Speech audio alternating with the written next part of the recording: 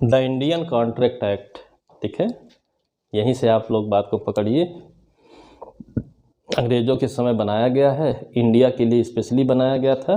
नाम क्या पड़ा? द इंडियन कॉन्ट्रैक्ट एक्ट, ठीक है। सर जेम्स स्टीफन ने बनाया, प्रारूपकार इसके सर जेम्स स्टीफन है, ठीक है। आप जान रहे हैं कि दूसरे विधि आयोग में इंटर कर गए थे। पहले विधि आयोग में आपका भारतीय दंड संहिता बना, ठीक है, लॉर्ड मैकाले रहे, फिर सर जेम्स स्टीफन आ गए। 1872 वाले सारे एक्ट्स में सर जेम्स स्टीफन ही आंसर है, ठीक। प्रीलिम से छोटे क्वेश्चन भी आएंगे आपके। एक्ट नंबर 9 है, ठीक है, यानी कि 1872 में 9वें नंबर पर इस पर सिग्नेचर किया गया था। पारित हुआ 25 अप्रैल 1872 को, ठीक है। लागू 1 सितंबर 1872, ठीक। सिंपल सी बातें हैं, इनको अपना ध्यान रखे रहिए, ठीक है। इसमें भी जो उद्देशिका है परिभाषित और संशोधित करने से मतलब है, ठीक है, परिभाषित संशोधित, ठीक। कॉन्ट्रैक्ट को परिभाषित करना है एवं संशोधित करना है, ताकि एक कॉमन कॉन्ट्रैक्ट एक्ट का जो है गठन हो जाए, रचना हो जाए, और उसी हिसाब से पूरे भारत में जितना ब्रिटिश इंडिया है वहाँ पर ये ना रहे कि स्थान बदलने के साथ वैल्यूज बदल जाएं, बल्कि सभी वैल्यू को समाहित करते हुए परिभाषित कर दिया गया, डिफाइन कर दिया गया, और जो ज़रूरत थी संशोधित करके इसको पारित कर दिया गया, ठीक। सिंपल सी बात, ठीक है। सेक्शन 1 से क्वेश्चन नहीं बनेगा, सेक्शन 2 से ज़रूर बनेगा, सेक्शन 2 से ज़रूर बनेगा, ठीक है। अभी यहाँ थोड़ा दूसरी तरह से पढ़ेंगे, अभी यहाँ थोड़ा दूसरी तरह से पढ़ेंगे, बाद में इसको दूसरी तरह से पढ़ा जाएगा, ठीक है। आगे चलते हैं। सेक्शन 2 में ही सारी बातें हैं, ठीक। डेफिनीशंस दी हुई हैं, आपका इंटरप्रिटेशन क्लाज है, निर्वचन खंड है, ठीक है, कोई समस्या नहीं। अभी नहीं बता रहा हूँ, बाद की क्लास में रहेगा। संविदा की अपनी कुछ रिक्वायरमेंट होती हैं, फिलहाल हमें बेयर एक्ट के अकॉर्डिंग चलना है, तो हम कुछ बातों को जोड़ लेंगे, ठीक। डिफाइन तो बेयर एक्ट में ही है, उसको अभी पढ़ लेंगे। कुछ बातों को हम जोड़ लेंगे, तो सेक्शन 2 से किस सेक्शन को जोड़ लिया जाए तो संविदा समझ में आना आसान हो जाएगा कि संविदा क्या होती है, ठीक है। कहाँ क्या कहीं पर लिखा है कि संविदा क्या होती है? इस सेक्शन में कोई सेक्शन जोड़ा जा सकता है? सेक्शन 10, ठीक है। सेक्शन 2 को सेक्शन 10 के साथ पढ़िए तो आपको पूरा क्रमबद्ध सोपान मिल जाएगा संविदा जानने के लिए, ठीक। सेक्शन 10 की हेडलाइन भी बहुत अच्छी है, लोग पढ़ तो लेते हैं, ध्यान नहीं देते हैं। सेक्शन 10 में लिखा है what agreements are contract. Simple सी बात है, कौन से करार कॉन्ट्रैक्ट बनेंगे, बहुत सिंपल सी बात लिखी है। तो अगर हम 2 के अकॉर्डिंग देखें, ठीक है, तो हमें क्या क्या मिलता है, ठीक। प्रस्ताव, प्रपोजल मिला, प्रतिग्रहण, ठीक है, एक्सेप्टेंस मिला, ठीक, प्रतिग्रहण हुआ, प्रतिफल, ठीक है, प्रतिफल मिला, कंसिडरेशन हुआ, ठीक है, कंसिडरेशन हुआ। 3 बातें यहां से मिल गई, ठीक। प्रस्ताव, प्रतिग्रहण, प्रतिफल, प्रपोजल, एक्सेप्टेंस एंड कंसिडरेशन, 3 बातें सेक्शन 2 से मिल गई। इसके बाद कौन सी करार संविदाएं हैं? सेक्शन 10 क्या कहता है? यह है प्रस्ताव, प्रतिग्रहण, प्रतिफल किसके बीच होना चाहिए? सक्षम पक्षकार, मैं bare act, pure bare act पे चल रहा हूं, सक्षम पक्षकारों के बीच होना चाहिए, ठीक है। स्वतंत्र सहमति होनी चाहिए,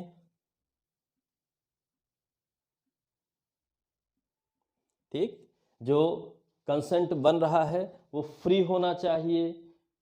प्रतिफल कैसा? विधिपूर्ण होना चाहिए,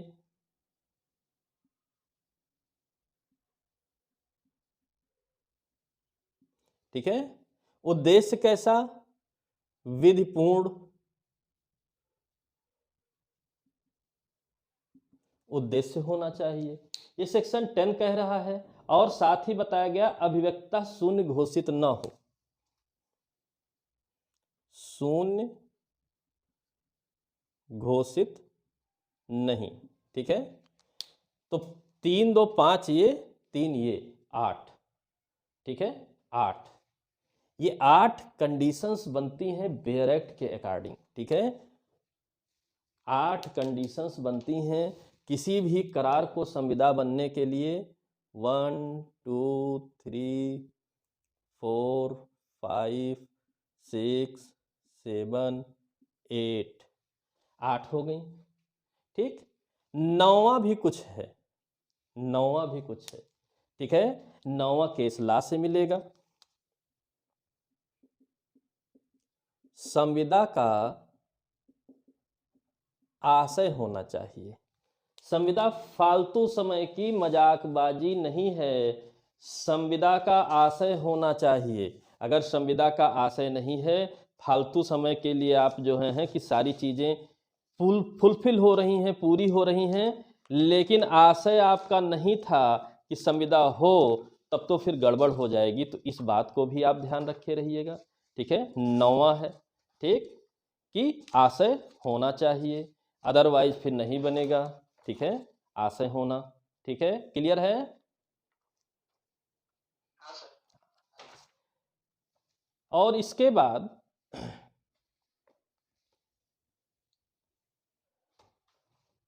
इन्हीं के पूरक, ठीक है, सामान्य तौर पर इन्हीं के पूरक उपबंध हैं जो आपके बेयर एक्ट में दिए हैं, जगह जगह डिफाइन किए गए हैं। ठीक, कौन सा विधिपूर्ण उद्देश्य होगा, कौन सा नहीं, कौन सा विधिपूर्ण प्रतिफल होगा कि नहीं। ठीक है, प्रतिफल संसर्ग का सिद्धांत पढ़ते हैं, संविदा के जो है आशय से रिलेटेड संविदा संसर्ग का सिद्धांत पढ़ते हैं, बहुत कुछ ऐसा पढ़ते हैं। ठीक है, बहुत कुछ ऐसा पढ़ते हैं। तो पहले स्तर पर इन 9 बातों को जानिए। ठीक है, इन 9 बातों को जानिए, नहीं तो गड़बड़ हो जाएगी। ये आशय बहुत महत्वपूर्ण है। ठीक है, ये आशय के आधार पे ही जो तमाम इंग्लिश केस लॉ आप पढ़ेंगे, इसका सबसे ज़्यादा महत्व है। इसी के आधार पर यह बातें निकल करके आई हैं। इनके जो रूल रेगुलेशंस निकल करके आए हैं, जो हमें बेयर एक्ट में पढ़ना है, वो इसी संविदा के आशय के आधार पर ही डिफाइन किए गए हैं। इनको ध्यान देना, इस पर ध्यान देना अति आवश्यक होता है। ठीक, धीरे धीरे जब पढ़ेंगे, डिटेल पढ़ेंगे, तब फिर बातें आएंगी। तो ये 9 बातें पहले स्तर पर रखिए, तब आपको पता चलेगा सेक्शन 2 में जो बातें लिखी हुई हैं। ठीक है, सेक्शन 2 में जो बातें लिखी हैं कि जो विधितः प्रवर्तनीय हो, एच में लिखा है contract and agreement enforceable by law is a contract. तो इन्फोर्स कैसे होगा लॉ के द्वारा? शर्तें पूरी करनी पड़ेंगी, शर्तें पूरी करनी पड़ेंगी। तो बेसिक यह बात, प्लस और बातें क्या जाननी है आपको, इसके साथ आपको जानना है क्या? अभिव्यक्त या विवक्षित, एक्सप्रेस्ड आर एम्प्लॉयड, दोनों तरीके की हो सकती हैं। लिखित और मौखिक, दोनों तरीके की संविदाएं हो सकती हैं। ठीक है, संविदा अधिनियम में कहीं नहीं लिखा है, कुछ विशेष प्रावधानों को छोड़ करके, कि आप लिखित करेंगे तभी अलाउ होगा, अदरवाइज अलाउ नहीं होगा। लिखित मौखिक हो सकती हैं, अभिव्यक्त भी एक्सप्रेस्ड भी हो सकती हैं, एम्प्लॉयड भी हो सकती हैं, यानी कि हमारे व्यवहार के जरिए भी डिसाइड किया जा सकता है कि संविदा संविदा थी। सिम्पकिंसन वर्सेज पेज का केस किसी को याद है? सिम्पकिंसन वर्सेज पेज, ठीक, इसमें क्रॉसवर्ड पजल भरा जाता है। ठीक है, माँ बेटी और किराएदार रहते हैं। ठीक, कभी इनके पैसे से उसका आंसर भेजा जाता है, पोस्ट किया जाता है, कभी इनके पैसे से, तीनों लोग मिल के भरते रहते हैं। माँ के नाम से एक बार अवार्ड निकल जाता है, तो माँ को लगता है कि हमारे पैसे से इस बार गया था, तो क्यों ना हम ही ले लें। माँ बेटी बांट लें, किराएदार को साइड में कर लें। संविदा मानी गई, व्यवहार बता रहा था। जरूरी नहीं है कि बैठ करके एग्रीमेंट किया जाए, लीगल फॉर्मेलिटीज के साथ किया जाए, ताकि वो कॉन्ट्रैक्ट बने और फिर हम विधि द्वारा प्रवर्तन कराएं। ठीक है, व्यवहार को भी अनुमति दी गई है। व्यवहार के जरिए भी यदि संविदा इंडिकेट होती है तो संविदा माना जाएगा। क्लियर है? क्लियर है? आते हैं अब सेक्शन 2 में। क्या कहता है? ए, ठीक है, ये प्रपोजल की बात करता है, ठीक है, प्रस्तावना की बात करता है, ठीक है। अब आपसे बताए कौन किसको, ये सब यहां पर क्वेश्चन मार्क लगाना, क्वेश्चन बना के पढ़ना, कॉन्ट्रैक्ट सबसे सरल है आपका, ठीक है। तो कौन? एक व्यक्ति किसे? अन्य व्यक्ति को। पहला आंसर यही हो गया, स्वयं को नहीं, अन्य व्यक्ति को, ठीक है। किस लिए? किस लिए, ठीक है। एक व्यक्ति अन्य व्यक्ति को प्रपोजल कर रहा है, प्रस्तावना कर रहा है, किस लिए? अनुमति प्राप्त करने के लिए।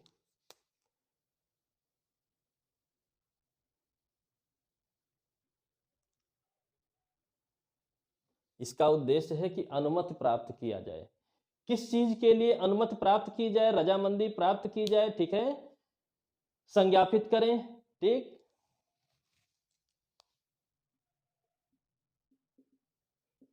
कार्य या लोप, ठीक।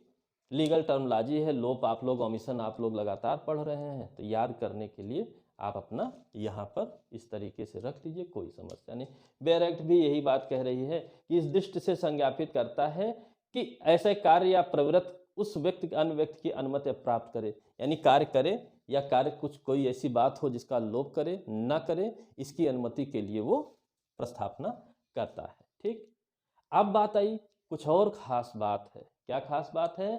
ठीक है, ये रजामंद हैं, ये क्या है? रजामंदी इन्होंने अपनी भेजी है कि मैं तैयार हूं, क्या आप तैयार हैं, ठीक है, मैं तैयार हूं, क्या आप तैयार हैं, ठीक है। इस बात को ध्यान रखे रहिएगा। और एक शब्द यहां पर जोड़ के रखिएगा, संज्ञापन, ठीक है, संज्ञापन।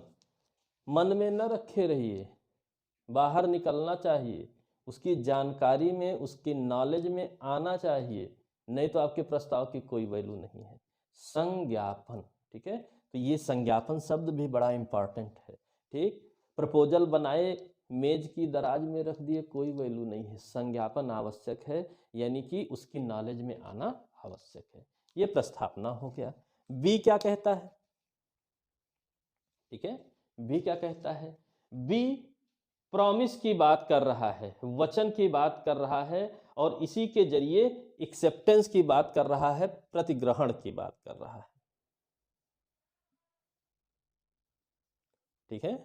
बी एक्सेप्टेंस, प्रतिग्रहण की बात कर रहा है, ठीक।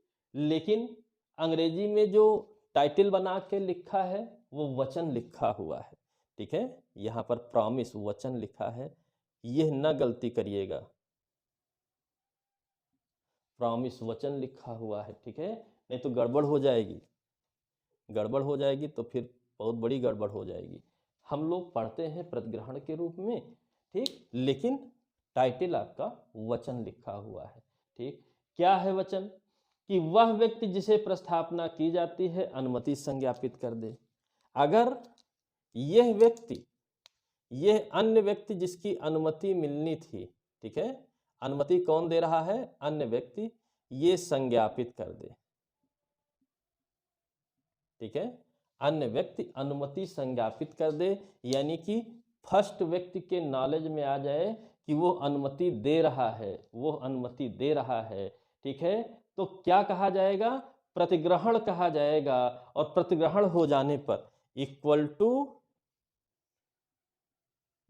प्रतिग्रहण इक्वल टू वचन, प्रॉमिस बन गया। यह प्रतिग्रहण क्या बन गया?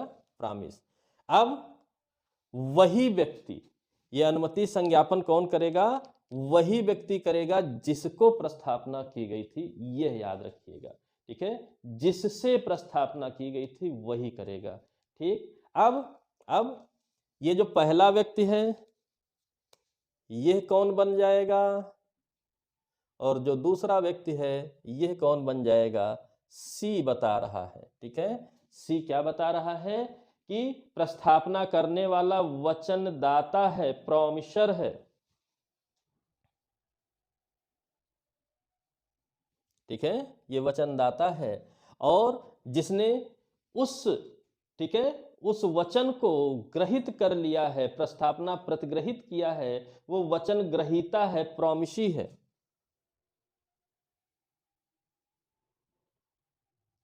प्रॉमिसी है, यानी कि सबसेक्शन सी। ठीक, बहुत सीधा हिसाब किताब है। ठीक है, यानी कि अगर इसे ए मान लिया जाए, इसे बी मान लिया जाए, तो ए वचनदाता है और बी वचन ग्रहीता है। ठीक है, और ये जो अनुमति प्रतिग्रहण वाला है ये काम बी का है। ठीक है, और वचन देने वाला काम ए का है। बिल्कुल स्पष्ट है, कोई कंफ्यूजन नहीं होना चाहिए। अब बात आई कि सब कुछ तो हो गया, प्रतिग्रहण हो गया, लेकिन डी कोई और बात कह रहा है। डी कोई और बात कह रहा है। डी क्या कह रहा है? डी प्रतिफल की बात कर रहा है, कंसिडरेशन की बात कर रहा है। ठीक है, प्रतिफल कंसिडरेशन बिना कुछ नहीं होगा, कुछ भी नहीं होना है। ठीक है, तो प्रतिफल कौन देगा? ठीक है, प्रतिफल कैसा होगा?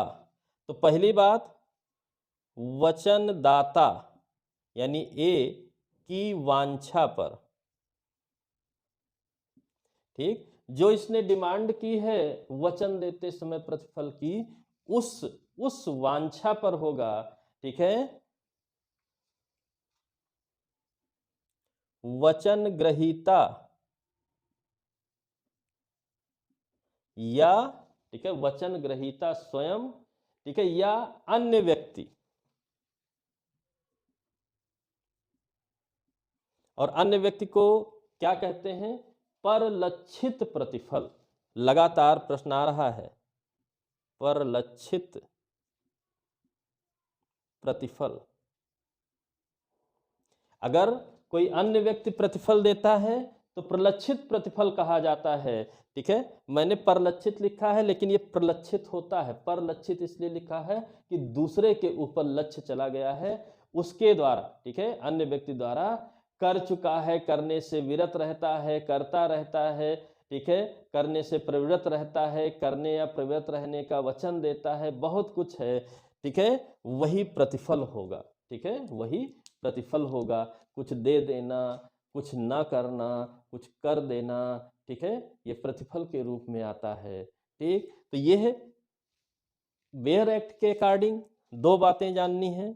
वचनदाता की वांछा पर आपको काम करना है, चाहे स्वयं करिए या अन्य व्यक्ति द्वारा कराइए। यदि अन्य व्यक्ति द्वारा कराएंगे तो वो परलक्षित प्रतिफल हो जाता है, और स्वयं करेंगे अगर तो, ठीक है, डायरेक्ट हो जाएगा प्रतिफल के रूप में। बिना प्रतिफल के अभी आगे मिलेगा, करार ही शून्य होता है, संविदा बनने की कोई गुंजाइश ही नहीं रहती है। अपवादित स्थितियां अलग हैं, तो इस बात को ध्यान रखे रहिएगा। ठीक, अब ये भी वचन दिए, इनका भी वचन ही है, ये भी वचन दे रहे हैं, करें या वचन दें। ठीक, तो अगर वचन टू वचन मामला हो जाता है, ठीक है, वचन टू वचन मामला हो जाता है, तो आपका क्या होगा? अंगा, ठीक, वचनों का हर एक संवर्ग जो एक दूसरे के लिए प्रतिफल हो, वो करार होंगे। यानी कि यहां पर एग्रीमेंट लिखा गया, वचनों का संवर्ग, यानी कि वचन के बदले वचन, ठीक है, वचन के बदले वचन, वचनों का संवर्ग। ठीक, यह क्या बन जाएगा? यह क्या बन जाएगा? इक्वल टू, अगर यह प्रतिफल की कैटेगरी में है, ठीक, तो करार बन जाएंगे, एग्रीमेंट बन जाएंगे। यानी कि प्रस्थापना हो गई, एक्सेप्टेंस हो गया, बदले में जो वचन हैं या जो कार्य हैं वो प्रतिफल के रूप में हो गए, और उसी प्रतिफल का जब तीनों बातें पूरी हो गई, ठीक, उन्हीं पर्सन्स द्वारा जिन्होंने वचन दिया था और जिसको दिया था उसी के द्वारा प्रतिग्रहित भी, एक्सेप्टेंस भी हुआ है, प्रतिफल के साथ करार बन गया। ई में करार। ठीक है, तो ए बी सी, तो सी स्पेशल था आपका, वचनदाता वचन ग्रहीता, ये सी हो गया। डी कंसिडरेशन, ई एग्रीमेंट, सीधा सीधा है। ठीक है, इसके बाद आसान हो गया। ठीक है, एक इसके बाद आसान क्या, वचन जो एक दूसरे के लिए प्रतिफल या प्रतिफल के भाग हो, व्यतिकारी रेसिप्रोकल प्रॉमिस कहा जाता है। तो ये क्या है, वचन के बदले वचन वाले क्या हैं, ये व्यतिकारी वचन है। और यह बात लिखा है एफ में। ठीक है, व्यतिकारी वचन। ठीक, यानी कि जो आपने वचन के बदले वचन समझा था ई में, वो एफ में क्लियर किया गया कि ये रेसिप्रोकल प्रॉमिस है। यहां तक एक फ्लो चलता है, फिर दूसरा फ्लो सिंगल लाइनर फ्लो। क्या फ्लो चलेगा, ठीक है, क्या फ्लो चलेगा, बहुत सीधा। ठीक, जी कहता है वाइड एग्रीमेंट,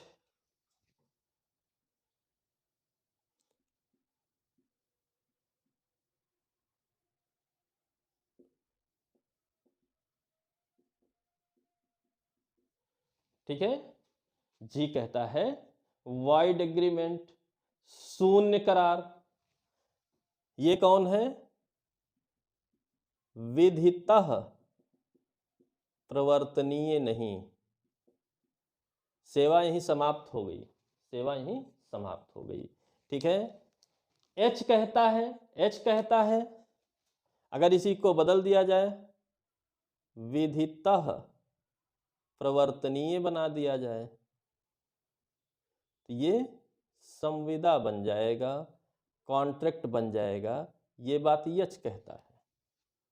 विदिता प्रवर्तनीय नहीं, जी एग्रीमेंट ही वाइड हो गया, विदिता प्रवर्तनीय यानी वैलिड एग्रीमेंट हो गया। ठीक है, वाइड नहीं रह गया, वैलिड हो गया, तो वो संविदा बन गया, संविदा बन गया। ठीक है, फिर आई कहता है वाइडेबल कॉन्ट्रैक्ट और वाइड कॉन्ट्रैक्ट, यानी कि जी तक करार है, अभी तक करार की बात थी। अब जब संविदा बन गया, संविदा बन गया, तब उसी के लिए, ठीक है, एच के बाद आई और जे लिखा हुआ है। आई में लिखा है, ठीक है, शून्यकरणीय संविदा,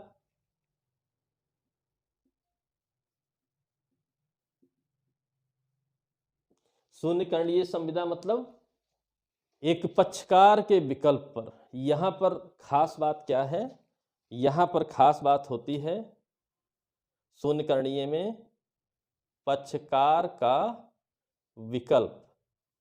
अगर विधि किसी भी पक्षकार को विकल्प दे रही है शून्य कराने का, कौन सा पक्षकार, वो आगे मिलेगा। ठीक, तो संविदा को शून्य कराया जा सकता है, यानी कि फॉर्मेलिटीज पूरी हैं, विदिता प्रवर्तनीय है, साथ में विकल्प भी मिल गया है उसको कि आप चाहिए तो शून्यकरणीय करा सकते हैं, तो शून्यकरणीय संविदा कही गई। और दूसरा जे, जे क्या कहता है, जे बहुत सरल भाषा में कहता है विधि प्रवर्तन ना करा सके। ठीक है, यहां विधि प्रवर्तन करा रही है इसलिए संविदा बन गया। अब विधि प्रवर्तन अब भी लगा सकते हैं, अब विधि प्रवर्तन ना करा सके तो यह शून्य संविदा बन जाएगा। ठीक है, शून्य संविदा बन जाएगा। यानी कि अगर आपको क्रम कभी भी मिस हो रहा है तो बहुत सीधा सा क्रम है।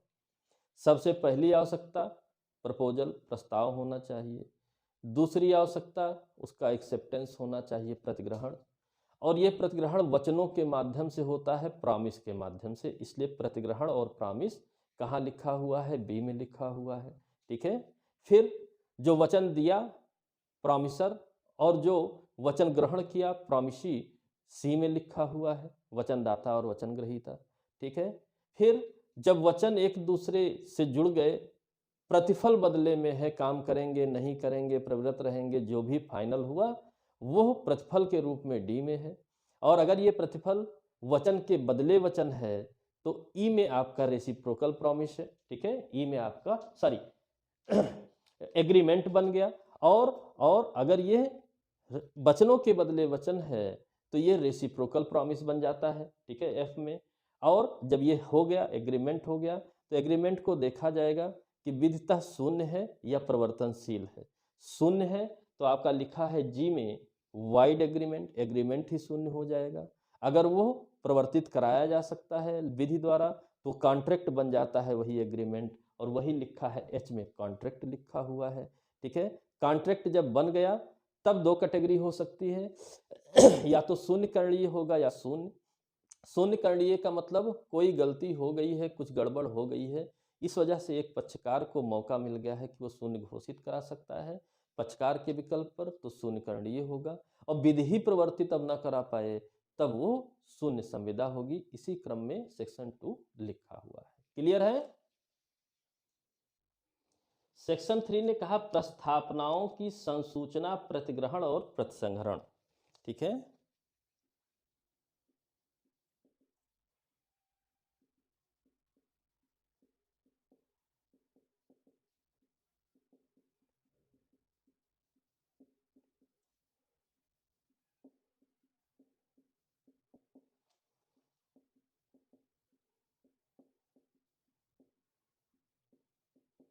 ठीक है, प्रस्थापनाओं के बारे में कहा क्योंकि शुरुआत यहीं से हो रही है, सबसे मुख्य यही है, ठीक। संसूचना पहली बात है, कब कम्युनिकेट होगा, एक्सेप्ट कब होगा और कब तक उसका प्रसंहरण किया जा सकता है, प्रस्थापना के बारे में कहा गया, ठीक है। तो साथ ही साथ प्रतिग्रहण की भी संसूचना होती है और प्रसंहरण होता है, यानी कि प्रस्थापना की संसूचना, प्रतिग्रहण की संसूचना, प्रस्थापना का प्रतिसंहरण, प्रतिग्रहण का प्रतिसंहरण, ये बात ध्यान रखे रहिएगा, ठीक है। ए और बी,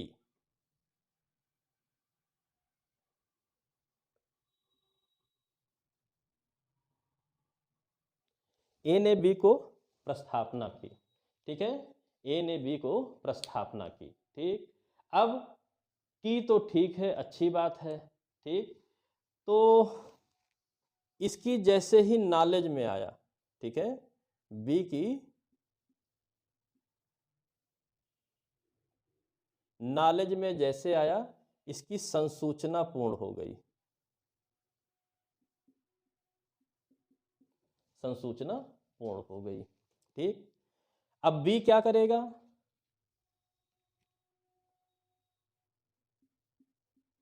प्रतिग्रहण करेगा, ठीक है, प्रतिग्रहण करेगा, अच्छी बात। थोड़ा सा लाइन से हट करके, थोड़ा सा लाइन से हट करके, ठीक, प्रतिसंहरण भी जोड़ा गया है, तो प्रस्थापना का भी प्रतिसंहरण हो सकता है, प्रतिग्रहण का भी प्रतिसंहरण हो सकता है। तो इस प्रस्थापना का संसूचना तो नॉलेज में आने के साथ पूर्ण हो गई, प्रतिसंहरण कब,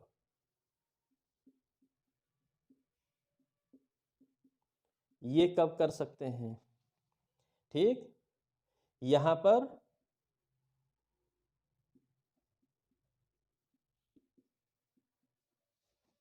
एक्सेप्ट करने, स्वीकार करने से पूर्व, ठीक है। इसने अभी स्वीकार नहीं किया है, एक्सेप्ट नहीं किया है, ठीक है, उससे पहले आप प्रसंहरण कर सकते हैं।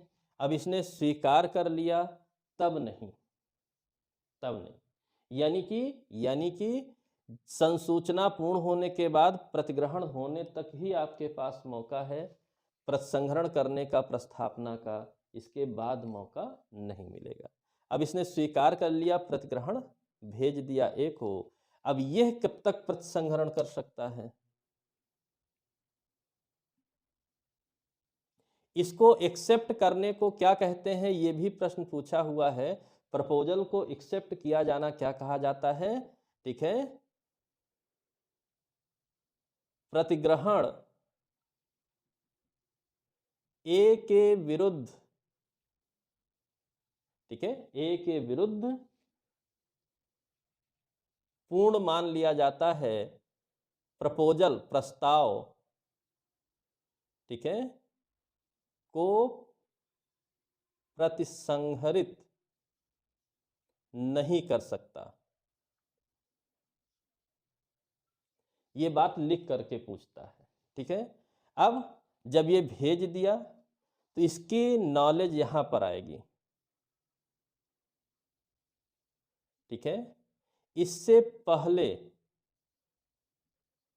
प्रसंहरण हो सकता है, अदरवाइज नहीं हो सकता है, ठीक है।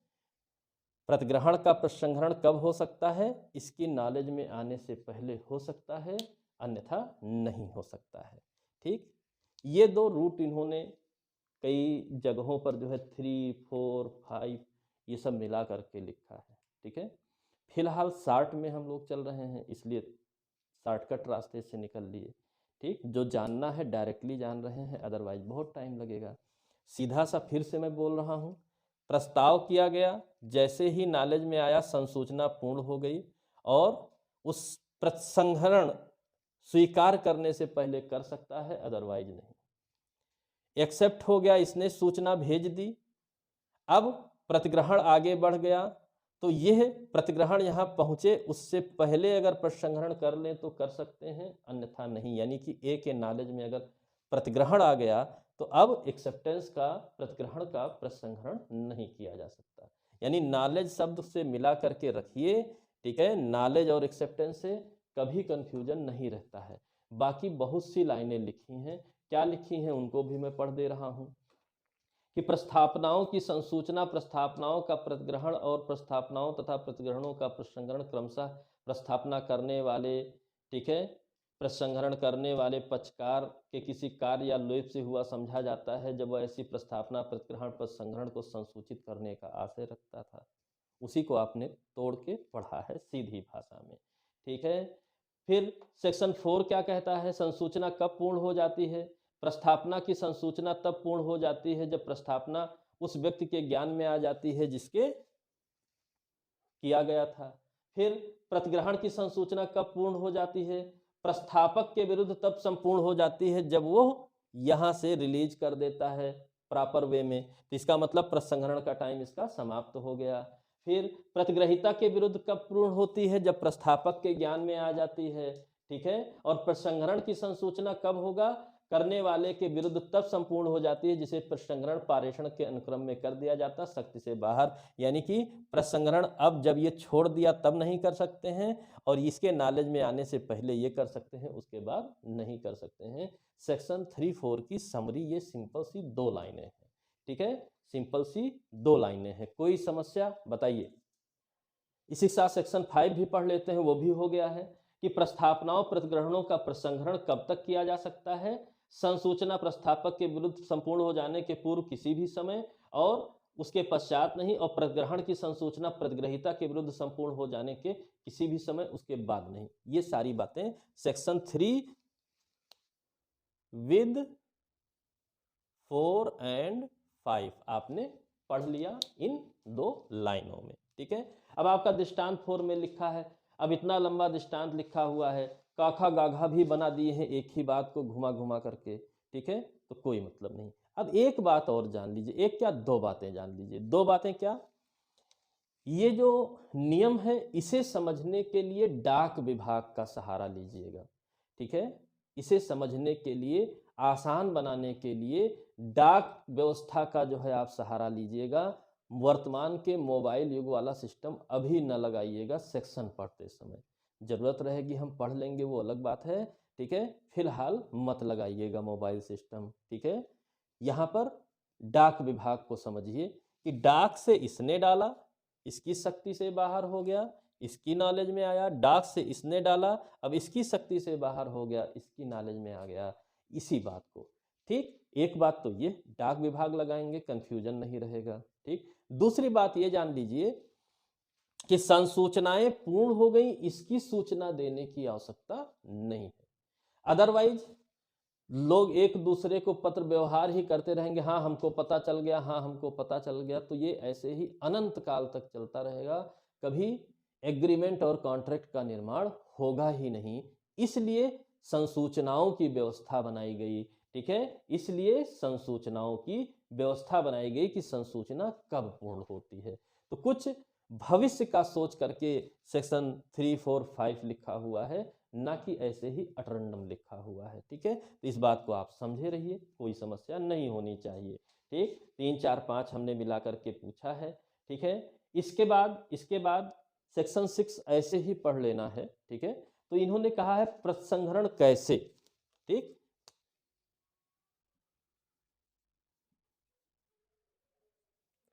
इन्होंने कैसे लिखा है, आप कैसे कैसे पढ़िए। ठीक है, इन्होंने लिखा है प्रसंहरण कैसे किया जाता है, तो आप पढ़िए प्रसंहरण कैसे कैसे होता है, तो आसान हो जाएगा। क्या क्या, ठीक है, सूचना, सूचना द्वारा आप कर सकते हैं। ठीक है, सूचना भेज दीजिए। अगर आपके पास अभी मौका है तब, ये नहीं कि मौका निकल गया उसके बाद, सूचना भेज कर सकते हैं। विहित समय,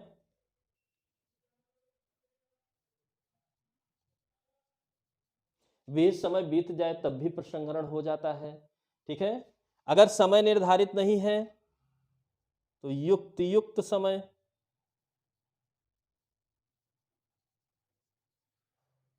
युक्त युक्त समय बीतना। ठीक है, समय निर्धारित नहीं है तो। ठीक है, फिर नेक्स्ट है पूर्वभाव्य शर्त। ठीक है, पूर्वभाव्य शर्त जो आपकी होती है, कंडीशन प्रेसिडेंट होती है, वो फेल हो जाए।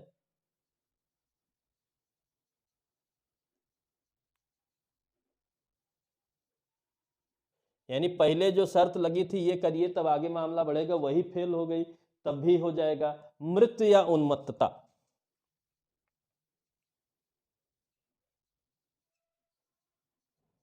सीधा प्रीलिम्स का प्रश्न बनता है कि धारा 6 के अनुसार प्रसंहरण किस किस प्रकार से हो सकता है। सूचना देकर हो सकता है, समय विहित जो निर्धारित समय है, निश्चित समय के लिए है, वो बीत जाए, जहां पर समय मर्म है वो बीत जाए तब। युक्त, अगर नहीं समय लिखा है, युक्त युक्त टाइम बीत जाए तब। पूर्वभाव्य शर्त, पहले की कोई कंडीशन लगी हुई है, ठीक है, कंडीशन प्रेसिडेंट है, वो फेल हो जाइए, ना पूरा कर पाइए तब प्रसंहरित हो जाएगा। और मृत्यु हो जाए तब भी हो जाएगा, क्योंकि वही स्वीकार कर सकता है, ठीक है, जिसको किया गया है, इसलिए मृत्यु हो जाने के साथ प्रसंहरण हो जाता है। या उन्मत्तता की स्थिति हो जाए, यानी कि संविदा करने में सक्षम ना रह जाएं, तब भी प्रसंहरण मान लिया जाएगा। यह सेक्शन 6 में लिखा है, तो सेक्शन 6 के अनुसार पूछेगा। ठीक है, सेक्शन 6 फैक्चुअल क्वेश्चन पूछेगा, कोई लॉजिक नहीं लगाया जाएगा। ठीक है, क्लियर है। सेक्शन 7, ये तो दोहराने वाला है ना, माना जा रहा है कि आप लोग पढ़े हुए हैं। ठीक है, प्रतिग्रहण, ठीक है, एक्सेप्टेंस कैसा, बहुत इंपॉर्टेंट है। प्रतिग्रहण प्री का फेवरेट क्वेश्चन है, लगातार आता है। ठीक, तो आप अपने हिसाब से मत जाइए, बेयर एक्ट के, सॉरी, बेयर एक्ट के हिसाब से ना जाइए, अपने हिसाब से शब्दों को चुन लीजिए। पहला है आत्यांतिक, एब्सोल्यूट। ठीक है, इसको एक और भी कहते हैं, प्रीलिम्स का क्वेश्चन है। ठीक है, इसको कुछ और भी कहा जाता है, मिरर्स रूल। ठीक है, आईने का नियम है।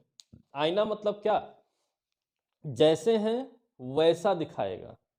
ठीक है, आजकल तो आईने भी झूठ बोलते हैं, लेकिन माना ही जाता कि आईने झूठ नहीं बोलते हैं। तो जैसा वैसा ही, कुछ इधर उधर आप नहीं कर सकते हैं कि मोबाइल फोन में मोड बदल दिए तो फिर दाढ़ी मूछ आ गई, चश्मा लग गया खुद से। ठीक है, ये नहीं होगा। ठीक है, ये नहीं होगा। अत्यांतिक होगा, एब्सोल्यूट होगा, मिरर्स रूल कहा जाता है। ठीक है, अविशेषित होगा, ठीक है, अनक्वालिफाइड होगा।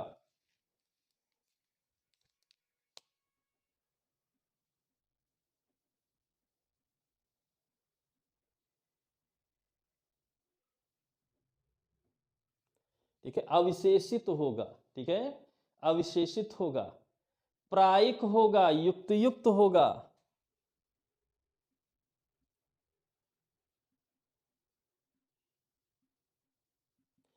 ठीक, प्रायिक और युक्त युक्त का मतलब ये है जो प्रॉपर वे होता है उस तरीके से, अगर स्पेशल कंडीशन नहीं है तो।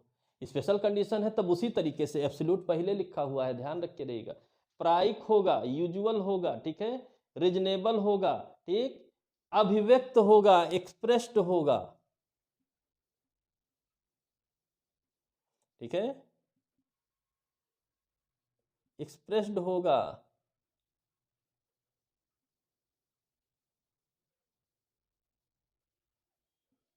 ठीक है, बहुत सीधा सीधा अभिव्यक्त होगा, ठीक, और उसके बाद युक्त युक्त समय, रीजनेबल टाइम,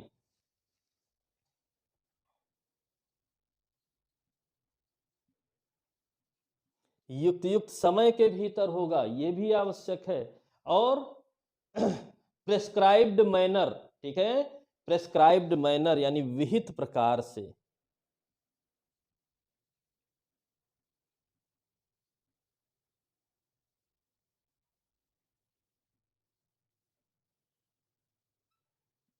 ठीक है, विहित प्रकार से, प्रेस्क्राइब्ड मैनर से होगा, बहुत सीधा याद रखिएगा, ठीक है। सेक्शन 7, 1 2 3 4 5 6 7, 7 टाइप्स दिए हुए हैं, ठीक है, 7 प्रकार दिए हुए हैं, सातों आपको याद रहना चाहिए।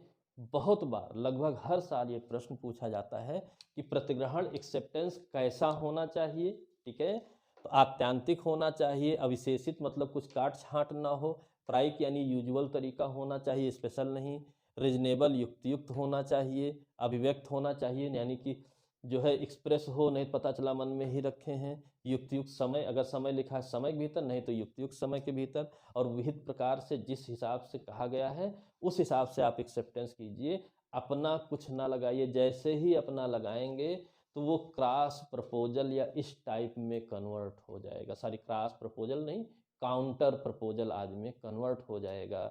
इसलिए इन सातों कंडीशंस को आप याद रखे रहिएगा।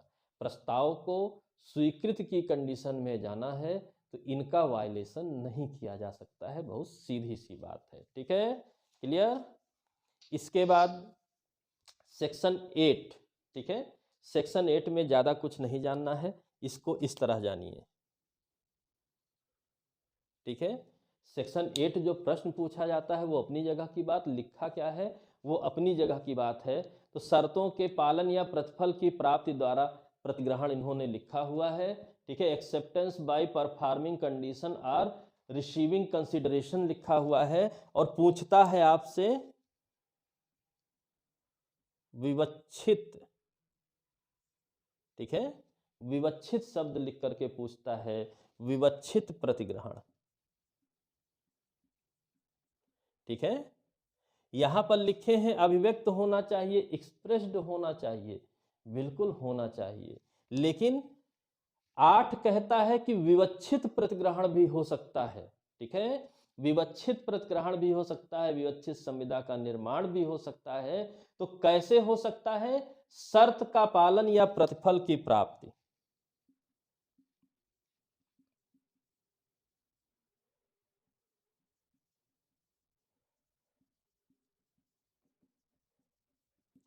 यहां पर ना प्रस्ताव है, सबसे मुख्य बात ध्यान रखिएगा, तो विवक्षित समझ में आ जाएगा, एम्प्लाइड समझ में आ जाएगा, यहां कोई प्रस्ताव नहीं है, लेकिन शर्त का पालन हो जाना जो बात थी उसको प्रस्ताव मान लिया जाएगा। प्रतिफल की प्राप्ति, प्रतिफल अगर एक्सेप्ट कर ले रहे हैं आप तो भी मान लिया जाएगा कि आपने शर्त को मान लिया है, ठीक है, यानी कि जब लोक संविदाएं, सॉरी लोक प्रपोजल, पब्लिक प्रपोजल्स होते हैं तो उनको पूरा करने के लिए सेक्शन 8 लिखा गया है, ठीक है, जो पब्लिक प्रपोजल्स होते हैं, लोक प्रस्ताव की तरह प्रस्ताव होते हैं, ठीक है, कि ये फ्लू की दवा है, फ्लू नहीं होगा गारंटी है, अगर किसी को हो गया तो 100 पाउंड दिया जाएगा, और 100 पाउंड बैंक में जमा भी कर दिया गया, ताकि गारंटी भी दिखे कि नहीं 100 पाउंड जमा है, मतलब मिलेगा जरूर, और फिर फ्लो हो गया, दवा खाने के बाद इसी एडवर्टीजमेंट के आधार पर दवा इस्तेमाल की गई, फिर भी फ्लू हो गया, तो मतलब ये है कि शर्त पूरी हो गई, अब आप 100 पाउंड दे दीजिए। अब बचाव नहीं मिलेगा कि हमने इनसे तो नहीं किया था क्योंकि प्रपोजल तो निश्चित व्यक्ति से होना चाहिए, नहीं, पब्लिक प्रपोजल में जो भी आगे बढ़कर शर्त पूरा कर देगा उसी के साथ एग्रीमेंट हो जाता है। सेक्शन 8 इसे अलाउ करता है, ठीक है, सेक्शन 8 इसे अलाउ करता है। इस तरीके से आप जाने रहेंगे तो कोई समस्या नहीं रहेगी। और इसी 8 का एक्सप्लानेशन जैसा 9 लिखा है, वचन भी एक्सप्रेस या एम्प्लाइड हो सकता है, ठीक है। इस विवक्षित को प्रमाणित करने के लिए सेक्शन 9 है, ठीक है, वचन, क्योंकि वचनों द्वारा ही निर्माण हुआ था एग्रीमेंट का। यह विवक्षित या अभिव्यक्त हो सकता है, सेक्शन 9 कहता है, ठीक है। प्रस्थापना या इसका प्रतिग्रहण शब्दों में किया जाता है, वह वचन अभिव्यक्त कहलाता है। शब्दों से अन्यथा किया जाता है तो एम्प्लाइड कहलाता है, विवक्षित कहलाता है। सेक्शन 9 सेक्शन 8 को सपोर्ट कर रहा है कि वचन जब विवक्षित या अभिव्यक्त हो सकता है तो एक्सेप्टेंस भी विवक्षित या अभिव्यक्त हो सकता है। तो अभिव्यक्त के लिए सेक्शन 7 है, विवक्षित के लिए 8 है और एक्सप्लेनेशन 9 में है। 7, 8, 9 एक दूसरे के पूरक हैं, इस तरीके से याद रखिए, कोई समस्या नहीं रहेगी। क्लियर है? सेक्शन 10 चलते हैं। सेक्शन 10 की हम लोगों की चर्चा हो चुकी है, फिर से देख लेते हैं। सक्षम पक्षकार, पहली शर्त है सक्षम पक्षकार, ठीक है। दूसरी शर्त है स्वतंत्र सहमति,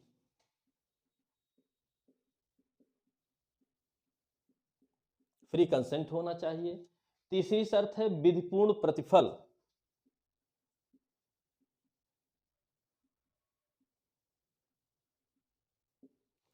ठीक है। चौथी शर्त है विधिपूर्ण उद्देश्य,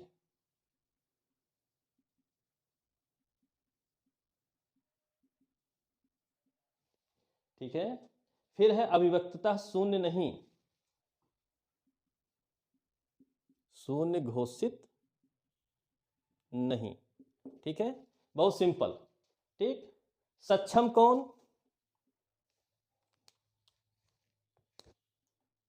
सेक्शन 11, 12, ठीक है। सहमति 13 से 20, ठीक है। विधिपूर्ण प्रतिफल 23, ठीक है। विधिपूर्ण उद्देश्य ये भी जोड़ करके 23, 24 मिला करके होगा।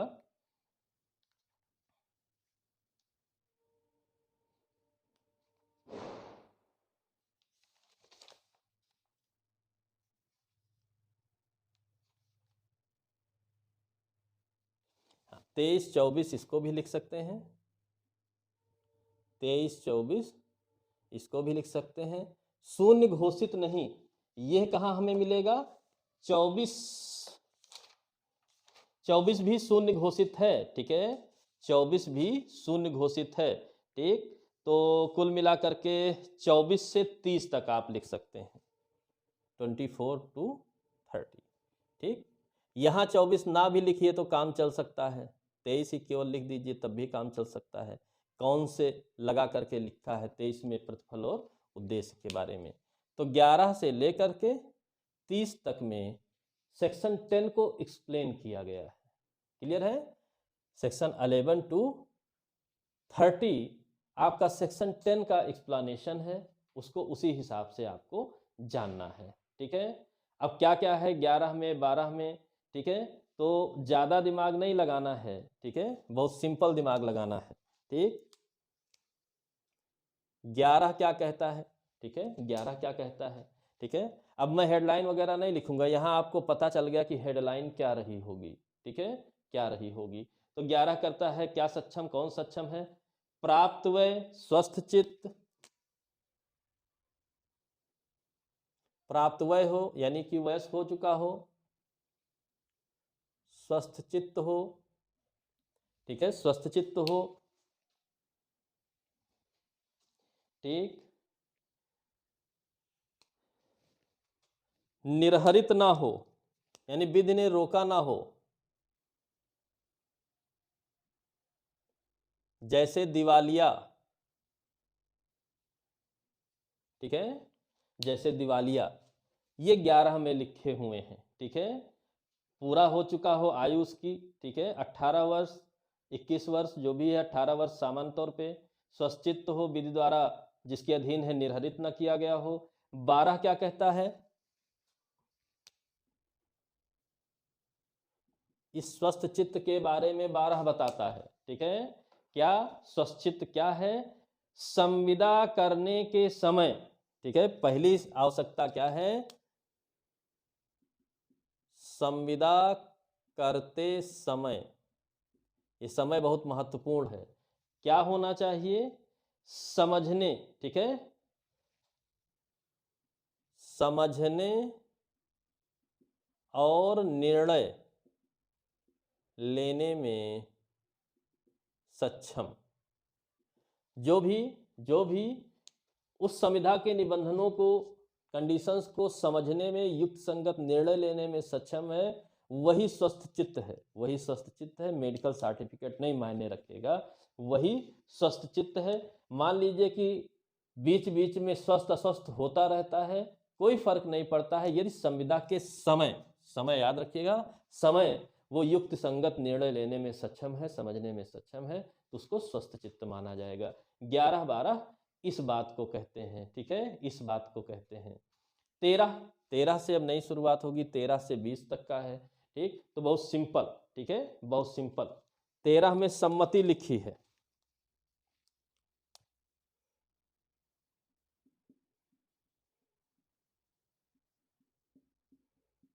कंसेंट के बारे में लिखा हुआ है कि 13 में सहमति होनी चाहिए। सहमति में मोस्ट इंपॉर्टेंट है, देखिए, सहमति 2 या अधिक के बीच होगी, ये शुरुआत से आप पढ़ रहे हैं, ठीक है। 2 या अधिक व्यक्ति ही सहमत हो सकते हैं, खुद से सहमत होने का कोई प्रश्न ही नहीं उठता है, ठीक। और यह कैसी सहमति होनी चाहिए, एक बात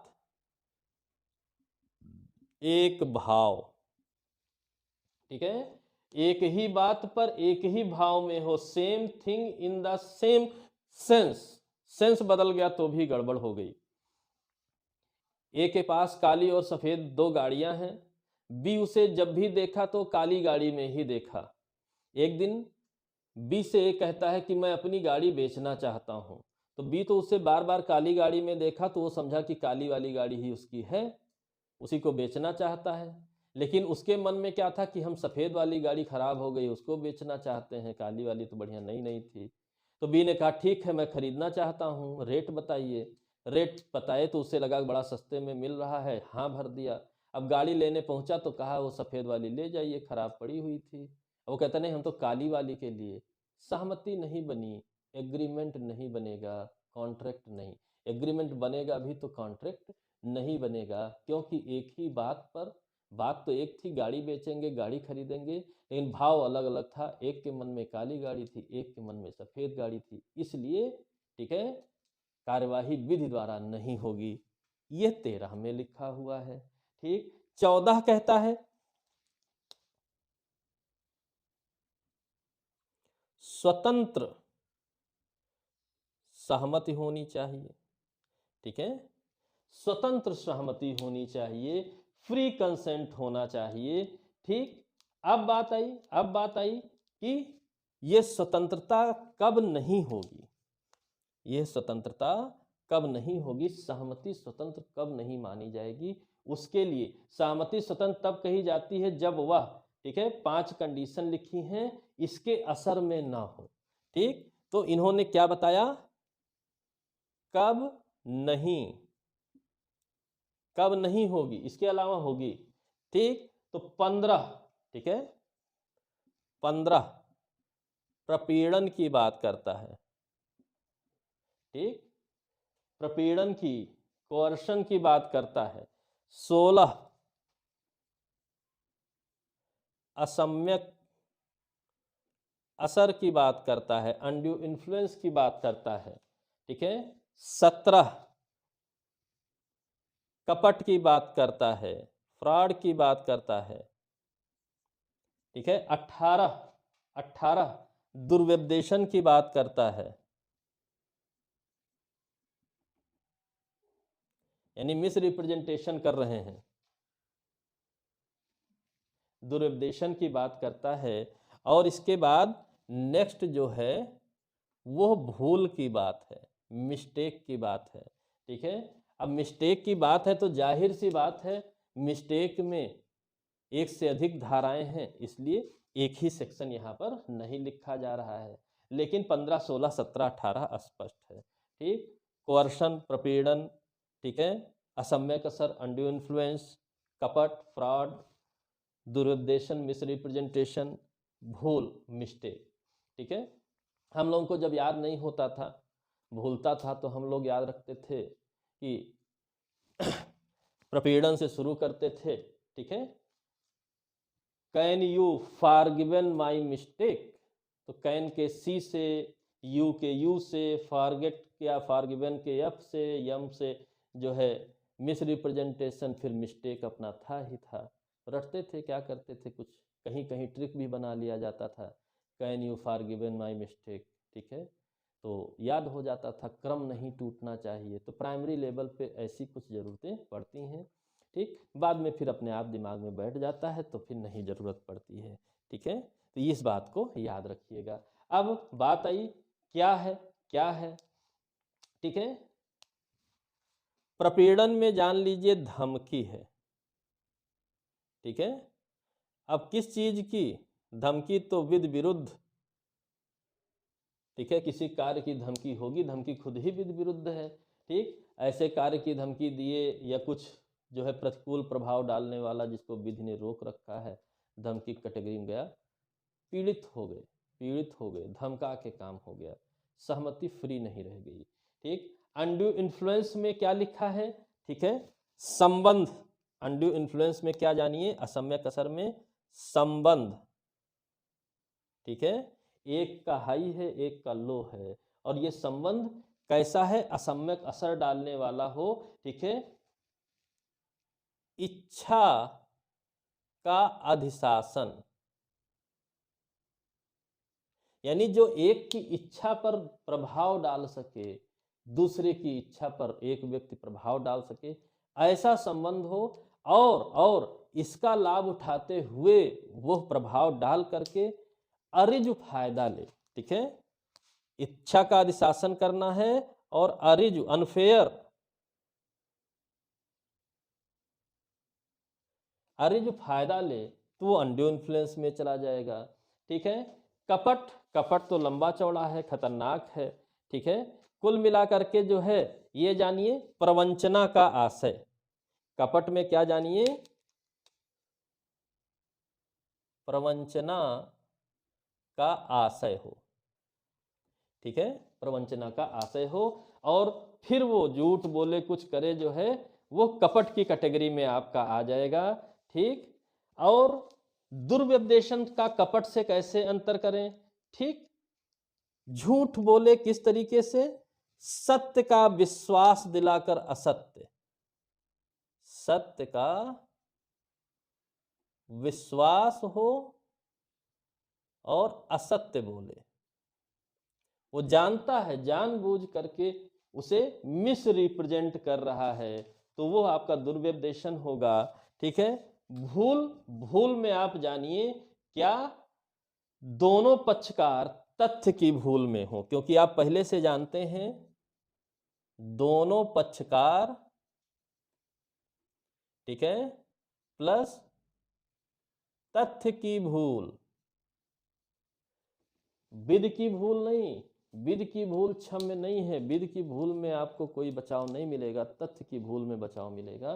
तो दोनों पक्षकार तथ्य की भूल कर रहे हैं, और वो भी कैसी तथ्य की भूल, जो मर्मभूत हो उस संविधा के लिए, वैसे तथ्य की भूल कर रहे हैं, तो वो भूल उस करार को शून्य बना देगी। ठीक है, तो ये 14 का एक्सप्लेनेशन है, 15, 16, 17, 18 और कुल मिलाकर के 20 जाने रहिए 20 में। ठीक है, 20 में ये बात लिखी हुई है। तो ये सिंपल, एक सिंपल बेस है, कम से कम इतनी बात आपको जाननी है। ठीक, फिलहाल के लिए इतना पर्याप्त है। अब इस सहमति का जो स्वतंत्र नहीं है, ना होने की कैटेगरी में आता है, तो उसका क्या रिजल्ट निकलेगा, तो रिजल्ट नेक्स्ट देखते हैं क्या है।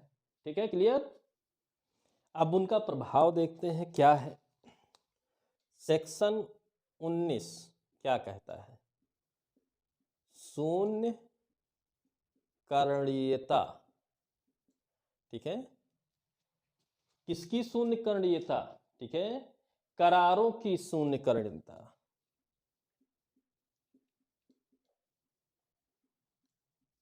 करारों की शून्य करणीयता की बात करता है सेक्शन 19। किस तरह कहता है? ठीक है, इसमें कुछ बातें हैं। ठीक है, क्या बात है? प्रपीड़न, कपट और दुर्व्यपदेशन। प्रपीड़न, कोअर्शन, कपट, दुर्व्यपदेशन, तीन बातों को इन्होंने लिया है पहले खंड में, तीन बातों को। ठीक, तो सम्मति देने वाले पक्षकार के विकल्प पर शून्य, सहमति देने वाले पक्षकार के विकल्प पर शून्य। ठीक है, शून्य। ठीक, अब थोड़ा सा ध्यान रखे रहिएगा, ये गलती मत करिएगा संविदा की शून्य करणीयता, नहीं तो गलत हो जाएगा। ठीक, क्योंकि स्वतंत्र सहमति बिना करार संविदा में जाएगा नहीं। तो अभी करार लेवल पर, एग्रीमेंट लेवल पर ही बात हो रही है। ठीक है, संविदा लेवल पर बात नहीं हो रही है, क्योंकि करारों की विधिमान्यता की चर्चा चल रही है, ना कि संविदा की। इसलिए कभी कभी ऑप्शन लिखा रहता है सेक्शन 19 में, प्रपीड़न के कारण करार शून्य करणीय होगा, संविदा शून्य करणीय होगी, इस तरह लिखा होता है। तो बहुत माइन्यूट मिस्टेक्स होती हैं, उन मिस्टेक्स को मत करिएगा। ये करारों की शून्य करणीयता के बारे में है, संविदा की फिलहाल चर्चा नहीं हो रही है। प्रपीड़न, कपट, दुर्व्यपदेशन, ये तीनों का विकल्प पर शून्य जो है, जिसकी सहमति इस तरह कारित हुई थी। ठीक, फिर कपट या दुर्व्यपदेशन का दूसरा हिस्सा बताया गया। अब यहां पर प्रपीड़न हटा दिया गया। ठीक है, कपट और दुर्व्यपदेशन, ये एक नई सीरीज मिली। प्रपीड़न अब नहीं रह गया, प्रपीड़न धमकी है, हटा दिए। लेकिन यहां झूठ ऊठ बोला गया है सत्य जानते हुए, तो इसके लिए क्या नियम बताया गया कि पक्षकार चाहे तो उसी स्थिति, ठीक है, जो स्थिति झूठ बोली गई थी उसी को सत्य मान लिया जाए। उसी स्थिति यानी कि झूठ को सत्य मानकर, ठीक है, मानकर पालन करा दें। ठीक है, हम शून्य नहीं घोषित कराएंगे, आप उस स्थिति को ही सत्य बना दीजिए और पालन करा दीजिए। तो ये पालन किसका होगा? संविदा का पालन होगा। ठीक है, यानी कि उस स्थिति में अगर लाया जा सकता है, जो बात झूठ बोली गई थी और पालन करा दिया जाए, तो वह करार जो शून्य करणीय बनना था, वो संविदा बन करके संविदा के रूप में अनुपालित करा दिया जाएगा न्यायालय द्वारा। ये दूसरा खंड 19 का कहता है। ठीक है, ये दूसरा खंड 19 का कहता है। और एक स्पष्टीकरण लिखा है, प्रीलिम्स में ज़्यादा काम नहीं लगता है, कि अगर आप तत्परता बरतते और आपको पता चल जाता, तो फिर कपट दुर्व्यपदेशन की कोई वैल्यू नहीं रह जाएगी। ठीक, विधि जागरूकों की सहायता करती है। इक्विटी में आपने पढ़ा है, ठीक है, लॉ ऑफ इक्विटी में आपने पढ़ा है, विधि जागरूकों की सहायता करती है। तो अगर आप जागरूक थे, मामूली तत्परता से पता लगा सकते थे और आपने जानबूझकर उसमें उपेक्षा बरती है, तो आपको सेक्शन 19 का लाभ नहीं दिया जाएगा। और अगर आपने उपेक्षा नहीं बरती है तो लाभ दिया जाएगा। ठीक है, बहुत सीधी सी बात है, लाभ दिया जाएगा। फिर 19 का क्या कहता है? अब यहां पर तीन बातें लिखी हैं। ठीक है, दो बातें अभी छोटी हैं, तो उन 5 बातों में से चौथी बात के लिए 19 का है। 19 का क्या कहता है? 19 का कहता है असम्यक असर, अनड्यू इन्फ्लुएंस की बात करता है।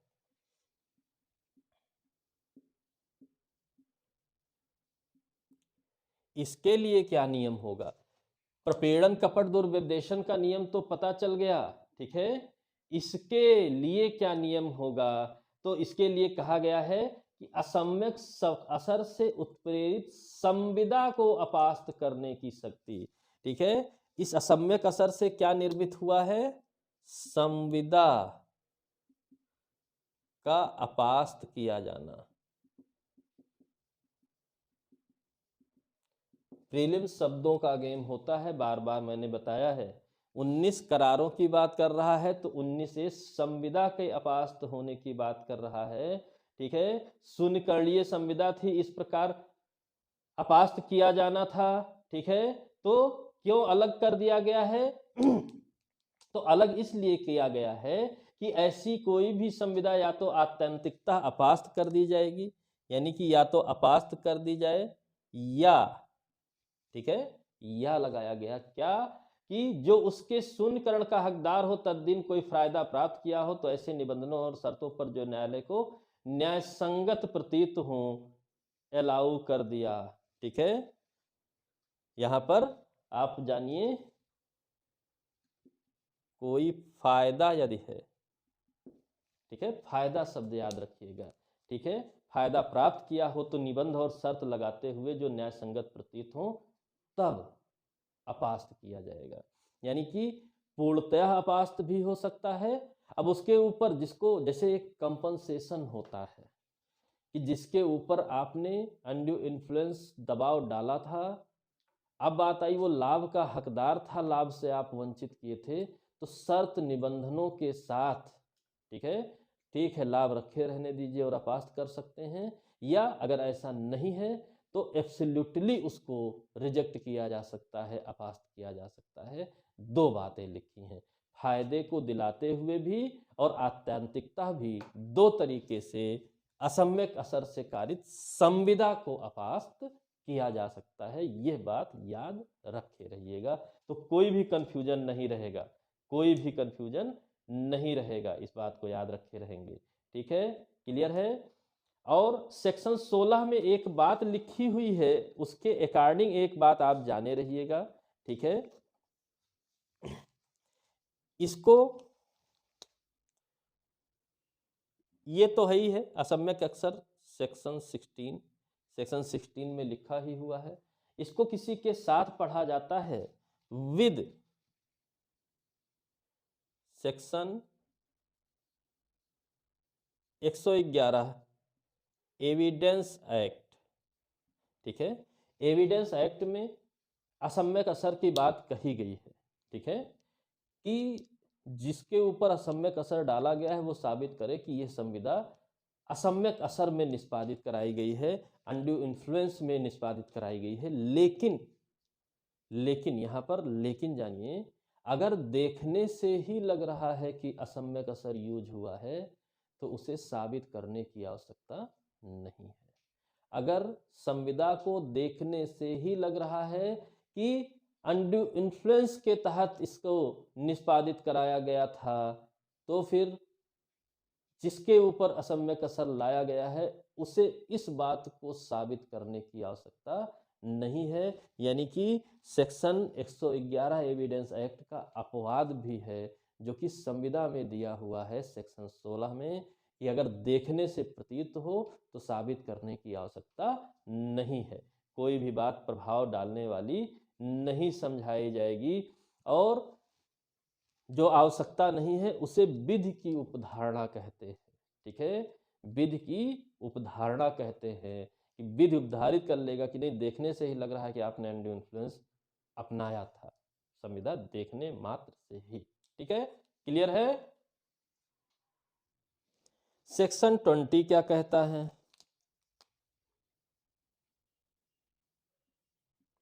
ये भूल की बात करता है। दोनों पक्षकार तथ्य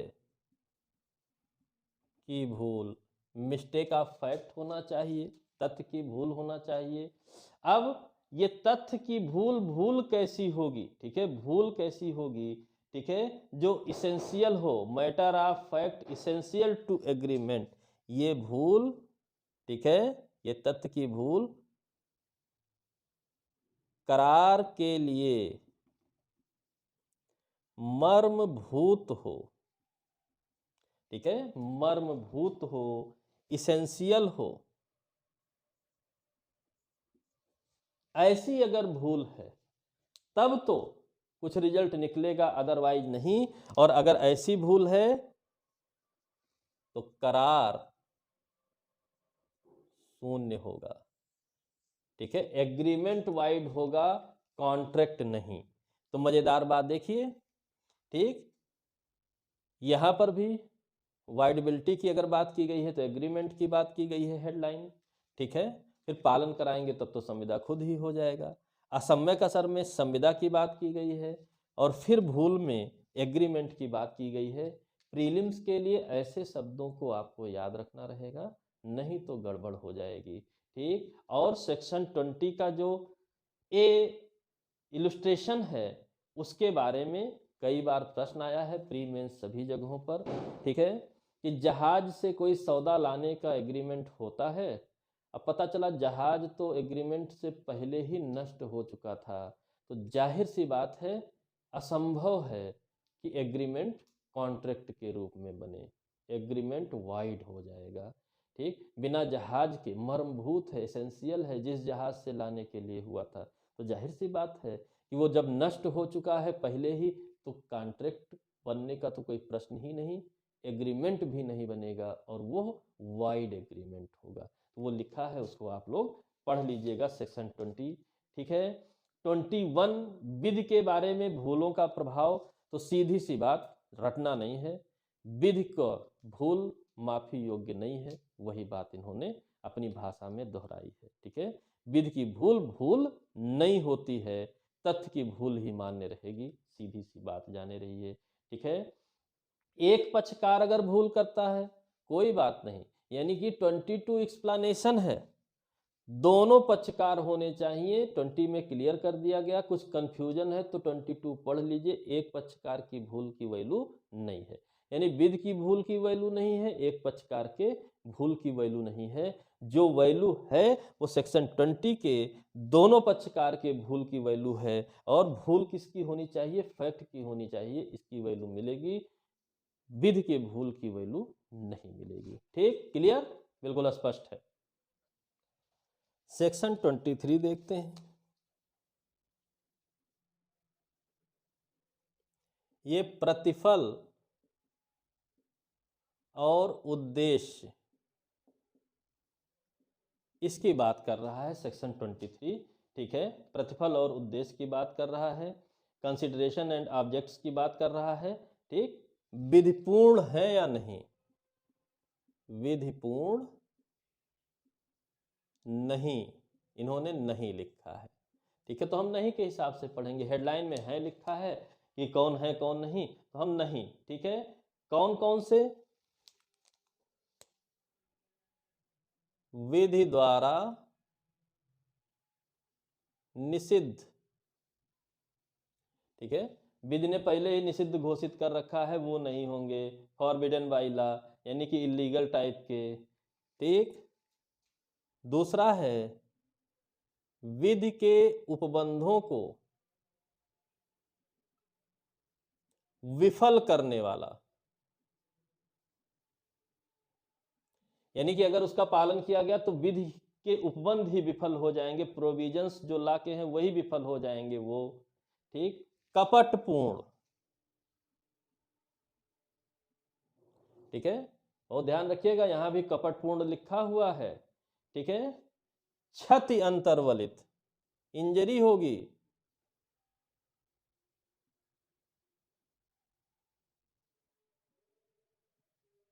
क्षति यानी कि पालन कर देंगे तो किसी को शरीर या संपत्ति को क्षति पहुंच सकती है, अनैतिक या लोक नीति के विरुद्ध, ठीक है, इमोरल या अपोज टू पब्लिक पॉलिसी, अनैतिक हो या लोक नीति के विरुद्ध, ठीक है। इस पर केस लॉ भी है आपका, अभी देखेंगे, इस पर केस लॉ भी है। अगर यह सब कुछ है तो इसका परिणाम क्या निकलेगा? इसका परिणाम निकलेगा करार शून्य। संविदा नहीं, करार शून्य होगा, ठीक है। इनमें से कोई भी कंडीशन फुलफिल होती है, ठीक है, उद्देश्य या प्रतिफल विधि विरुद्ध कहलाएगा, तो करार शून्य होगा। इस बात को याद रखिएगा। विधि द्वारा निषिद्ध हो, विधि के उपबंधों को विफल करने वाला हो, ठीक है, कपटपूर्ण हो, कपटपूर्ण प्रतिफल और उद्देश्य की बात हो रही है, ठीक है, कपट किए जाने की बात नहीं हो रही है, ठीक है। क्षति अंतर्वलित हो, किसी की शरीर संपत्ति को क्षति हो सकता है, अनैतिक है, ठीक है, लोकनीति के विरुद्ध है, तो ऐसा करार ही शून्य होगा। सीधा सीधा बताया गया है, ठीक है, करार ही शून्य होगा, ठीक। लोकनीति क्या है? बेकाबू घोड़ा है, अभी मिलेगा, ठीक है, लोकनीति बेकाबू घोड़ा है, ठीक। अब ये अनैतिक, लोकनीति, ये दो बातें, ठीक है, जो सर्कमस्टांशियल फैक्ट्स होंगे उस कंडीशन की जो एग्रीमेंट किया जा रहा है, वो डिपेंड करेगा कि उसे अनैतिक माना जाए, लोकनीति माना जाए या नहीं। उसके लिए कोई निश्चित रूल रेगुलेशन नहीं है कि बस इसी को माना जाएगा, इसी को नहीं, ठीक। 24 क्या कहता है? भागतः, ठीक। सेक्शन 24 कहता है इसी बात को, भागतः, पार्टली, ठीक है, जो विधिपूर्ण ना हो, वो एक पार्ट हो उसका, ठीक है, भागतः विधि विरुद्ध हो तो क्या होगा, ठीक है, तो एक या अधिक उद्देश्यों के लिए एकल प्रतिफल का कोई भाग या किसी एक उद्देश्य के लिए कई प्रतिफलों में से कोई एक या किसी एक का कोई भाग विधि विरुद्ध हो तो करार शून्य होगा। तो भागतः के लिए ब्लू पेंसिल रूल लगाया जाता है,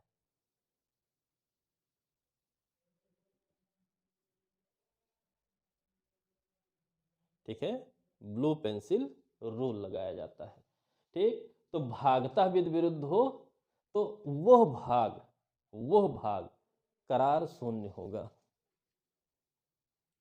इस भाग का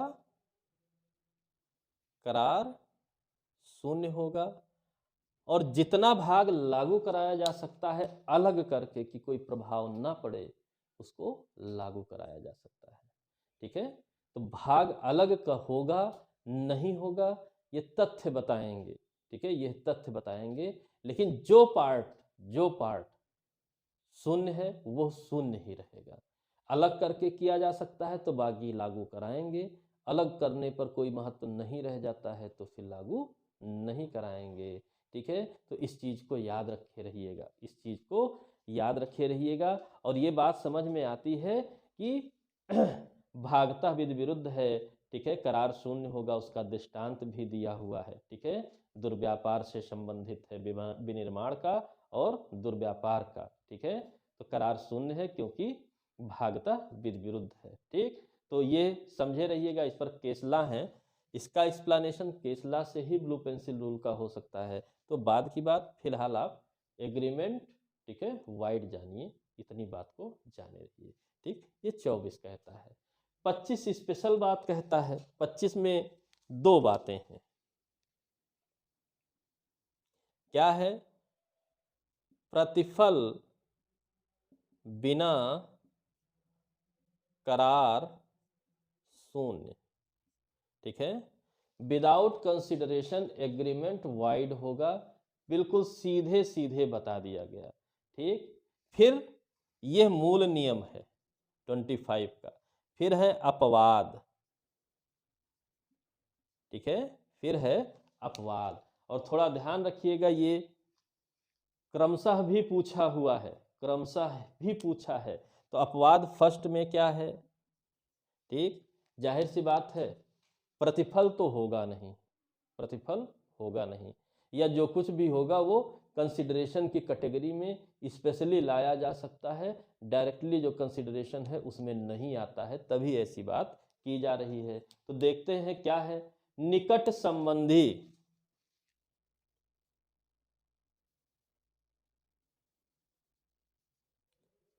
बाप बेटे हैं, ठीक है, जज बन जाएंगे तो फिर मोटर गाड़ी दिलाएंगे, अब जज बन गए पिताजी थोड़े दिलाएंगे, बात समझ रहे हैं।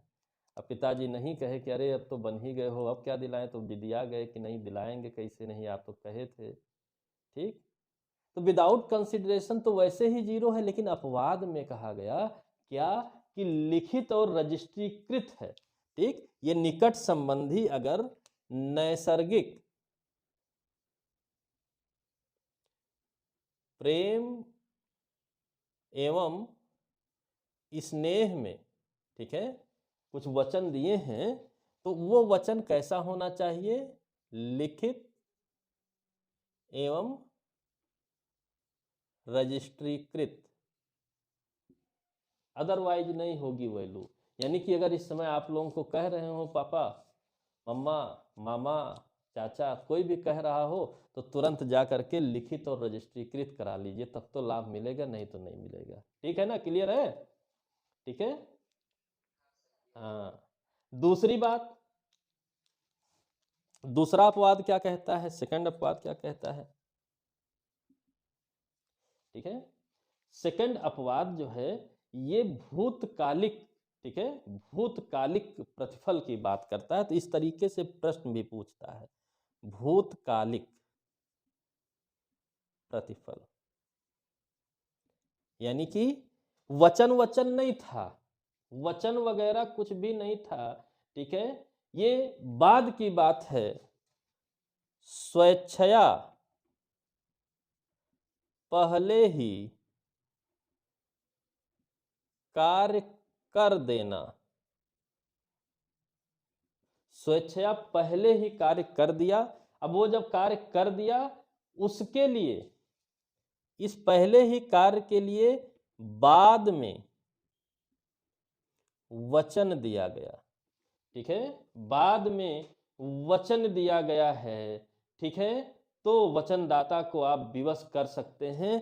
भूतकालिक प्रतिफल को सेक्शन 25 अपवाद 2 में मान्यता दी गई है। इस तरीके से प्रश्न आएगा, ठीक। यानी कि किसी के बच्चों को कोई स्वेच्छया पढ़ा दिया, बच्चा अच्छे नंबर से पास हो गया, अब कहे अरे आपकी वजह से मेरा बच्चा पास हो गया, अब हम आपको इतना रुपया देंगे या ये गिफ्ट देंगे, अब पालन करना पड़ेगा, अब पालन करना पड़ेगा। यानी कि पीछे किया गया कार्य कंसिडरेशन के रूप में एडाप्ट कर लिया जाता है और ये एक वैध संविदा लीगल कॉन्ट्रैक्ट बन जाता है, ठीक है, लीगल एग्रीमेंट बन जाता है, संविदा के रूप में प्रवर्तित कराया जा सकता है, ठीक। भूतकालिक प्रतिफल जो स्वेच्छा पहले ही कर दिया गया हो और बाद में वचन दिया गया हो, प्रवर्तन कराया जा सकता है, ठीक है, विवश किया जा सकता है।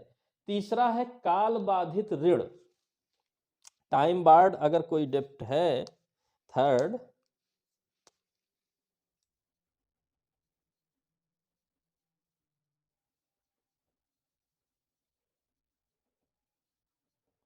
काल बाधित ऋण है तो इसके लिए क्या, ठीक है, परिसीमा से तो बाधित हो गया, लेकिन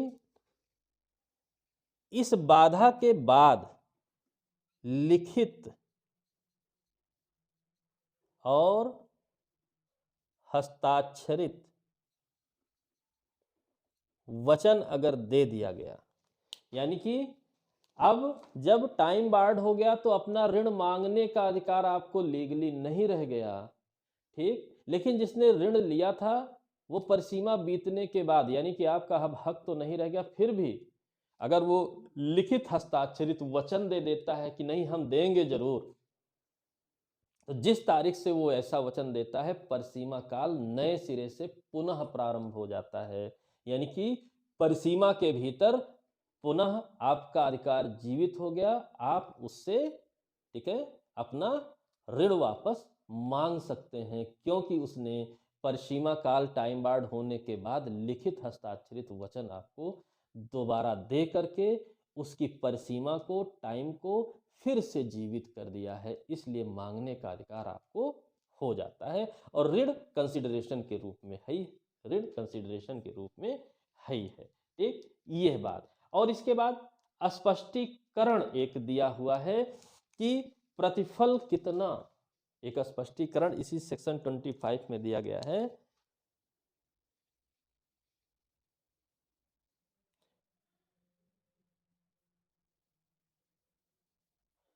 अपर्याप्त है, इनसफिशियंट है, तो क्या इसकी वैल्यू होगी?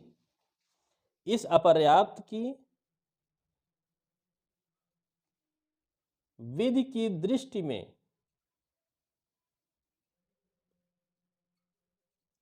मूल्य है,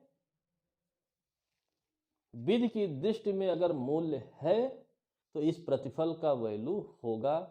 अपर्याप्तता आधार नहीं बनेगी, ठीक है। अपर्याप्तता भी पर्याप्त है, ठीक है। आपकी इच्छा, स्वेच्छा 1000 रुपए की चीज 10 रुपए में देना चाहते हैं, कोई फर्क नहीं पड़ेगा। 10 रुपए में दे दीजिए, 1 रुपए में दे दीजिए, कोई फर्क नहीं पड़ेगा। शर्त क्या है कि अपर्याप्तता जो है, जो कुछ भी है, वो विधि की दृष्टि में मूल्यवान होना चाहिए, कुछ भी मूल्य हो। और दूसरी बात प्लस स्वेच्छया हो, स्वेच्छा से एक्सेप्टेंस हो उस मूल्य का, तो कोई समस्या नहीं है। अपर्याप्तता के आधार पर आप एग्रीमेंट को वाइड नहीं करा सकते हैं, कॉन्ट्रैक्ट बन जाएगा वो। ये स्पष्ट कर दिया गया है स्पष्टीकरण में। बहुत सीधी सी बात जानिए, ठीक है, क्लियर, पर्याप्त। जनरली क्या क्या है? सेक्शन 26 विवाह अवरोधक, 26 विवाह अवरोधक, करार शून्य, विवाह का अवरोध करने वाला करार शून्य, इससे ज्यादा कुछ नहीं पूछेगा, ठीक है। चाहे आंशिक हो चाहे पूर्ण हो, सभी प्रकार से शून्य है। व्यापार अवरोधक जो पूछता है, व्यापार अवरोधक, करार शून्य, ठीक है, सीधा सीधा है, करार शून्य।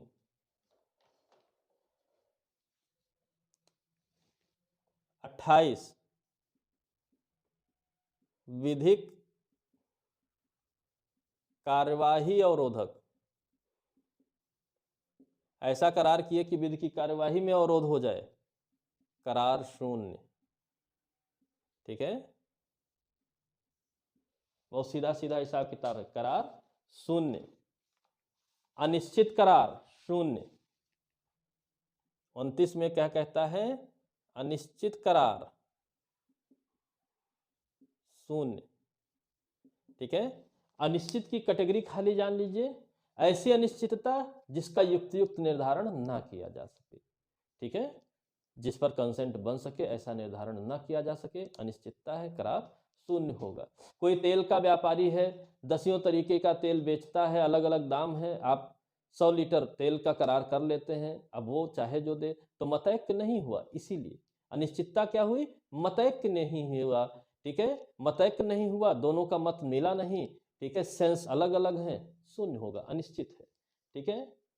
30 पद्यम के तौर पर करार, वैगर वाले,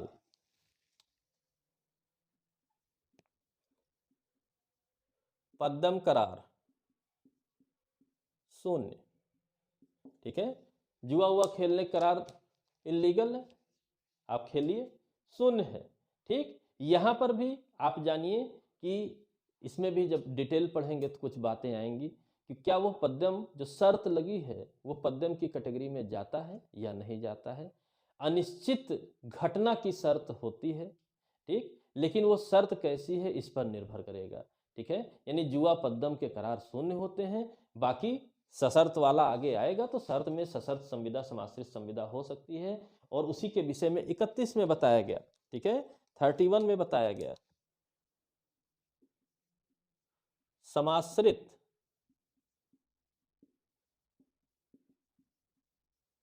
संविदा, ठीक है। 31 की हेडलाइन क्या है? कंटिंजेंट कॉन्ट्रैक्ट, समाश्रित संविदा, ना कि एग्रीमेंट, एग्रीमेंट नहीं लिखा है, समाश्रित संविदा लिखा हुआ है, ठीक है। किसी भी संपार्श्विक घटना पर आश्रित हो, ठीक है, किसी संपार्श्विक घटना पर, कैसी होनी चाहिए? संपार्श्विक घटना होनी चाहिए, उस पर आश्रित संविदा है, तो यह कैसी संविदा होगी? वैध संविदा होगी। ऐसा हो सकता है जैसे बीमा, ठीक है, बीमा की संविदाएं समाश्रित संविदाएं होती हैं। पद्दम नहीं है, ठीक है, पद्दम नहीं है, ठीक, ये बीमा की संविदा है कि यह शर्त अगर पूरी होगी तो हम देंगे, यानी एक गारंटी के तौर पर बनाया गया। उसके लिए प्रतिफल के रूप में उनसे हर महीने या साल भर में जो है किस्तें ली गई हैं, ठीक, सारी वैल्यूज पूरी होती हैं, समाश्रित संविदा है, ठीक। इसके बाद 32 क्या कहता है? ये घटना असंभव हो जाए बाद में संविदा शून्य हो जाएगा, ये 32 कहता है, ठीक है। 32 कहता है कि बाद में ये संपार्श्विक घटना अगर असंभव हो जाए तो संविदा शून्य हो जाती है, ठीक है, तो बाद में, ठीक। अब बात आई कि प्रवर्तन कराया जाना, प्रवर्तन कराया जाना, ठीक है, तो कैसे प्रवर्तन होगा? घटना के घटित होने पर समाश्रित हैं, ठीक है, तो घटना घटित हो जाएगी तो प्रवर्तन करा सकेंगे, ठीक। असंभव हो जाए तो भी उसी समय समाप्त हो जाएगी। तो प्रीलिम्स में बहुत क्वेश्चन नहीं बनते हैं 32 से 33 से, बस ये जानिए कि जिस घटना पर आश्रित संविदा है या तो घट जाए तब प्रवर्तन का जो है ड्यू हो जाता है, और या घटना असंभव हो जाए, असंभवता हो जाए कि अब नहीं घटेगी, कन्फर्म हो गया, तब भी प्रवर्तन का इशू बन जाएगा, ड्यू हो जाएगा, संविदा का प्रवर्तन कराया जा सकता है, ठीक। तो यहाँ कोई विशेष ऐसी बात नहीं है कि सीधे सीधे समझा जा सके, ठीक है, तो इतना पर्याप्त है, ठीक है। और इसी से रिलेटेड 35 है, ठीक। 36 स्पेशल है, 36 से आपसे पूछेगा, ठीक है, 36 से पूछेगा। तो बात केवल ये जानिए समझ के लिए, धाराओं को मत जानिए, ठीक। 33, 34, 35 धाराओं को ना जानिए।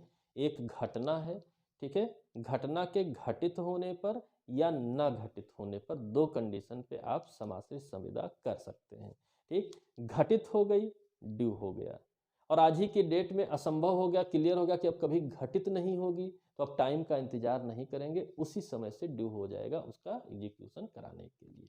सिंपल सी बातें तीनों धाराएं मिला करके लिखी हुई हैं, इसलिए उलझने की जरूरत नहीं है, ठीक है, उलझने की जरूरत नहीं है।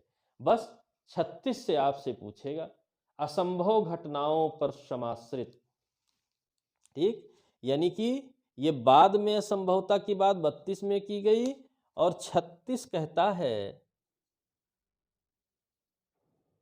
असंभव घटनाओं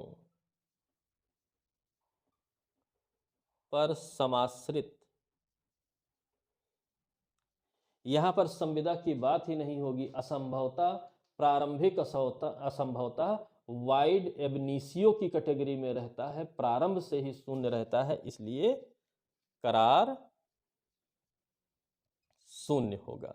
यही बात इतनी ध्यान रखनी है प्रीलिम्स के दृष्टिकोण से कि असंभव घटना पर आश्रित है, जिसके बारे में पता है कि यह असंभव है, होगी ही नहीं, तो जाहिर सी बात है ये प्रारंभतः शून्य होगा, यानी प्रारंभ ही नहीं होगा तो करार ही शून्य होगा, करार संविदा के रूप में जाएगा ही नहीं। यही 36 में आपको ध्यान रखना है, ठीक है, 36 में ध्यान रखना है। और इसका जो खा दृष्टांत है कि करार करता है कि पुत्री से विवाह करने के लिए, लेकिन करार के समय पुत्री पहले ही मर चुकी है, तो जाहिर सी बात है जब पुत्री जीवित ही नहीं है तो उसके लिए करार हो ही नहीं सकता है, इसलिए करार ही शून्य होगा, ठीक है, सीधे सीधे याद रखे रहिएगा, ठीक। 37, 38 या इन सब से जो है ज्यादा नहीं पूछेगा, 39 से पूछेगा, 39 से पूछेगा। अब 39 से क्या प्रश्न बनता है? 39 से क्या प्रश्न बनता है? ठीक है, प्रश्न बनता है पूर्वकालिक संविदा भंग।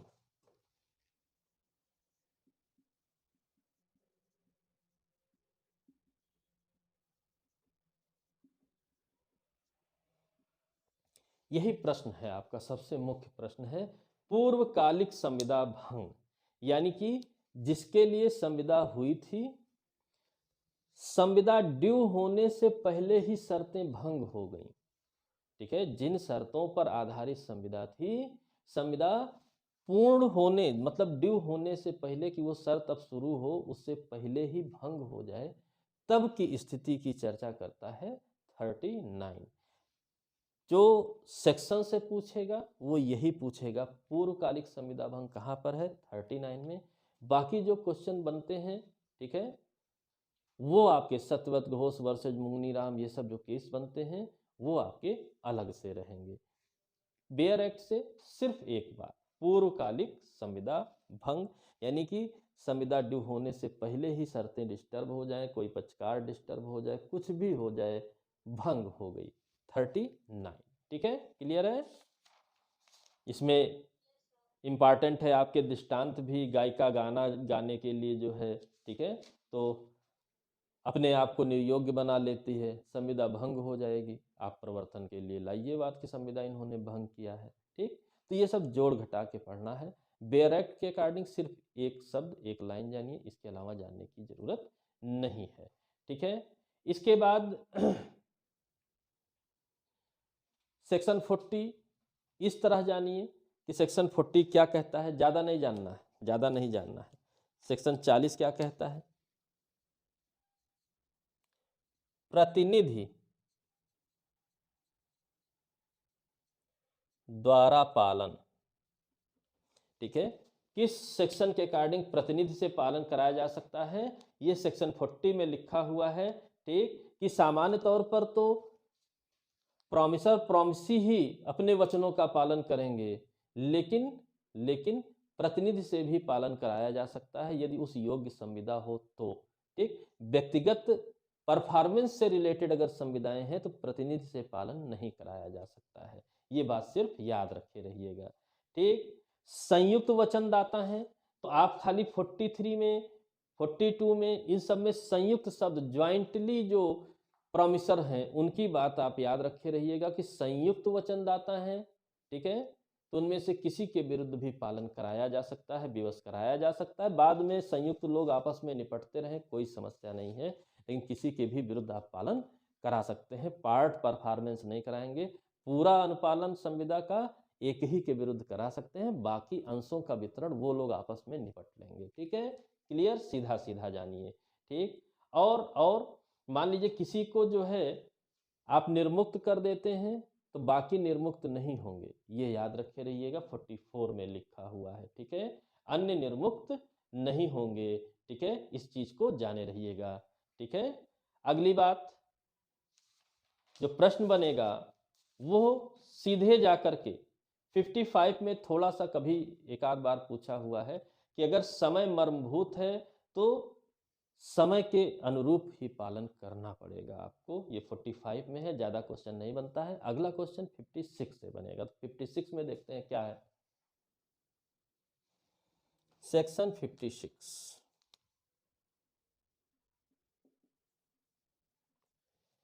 ये दो पार्ट में है।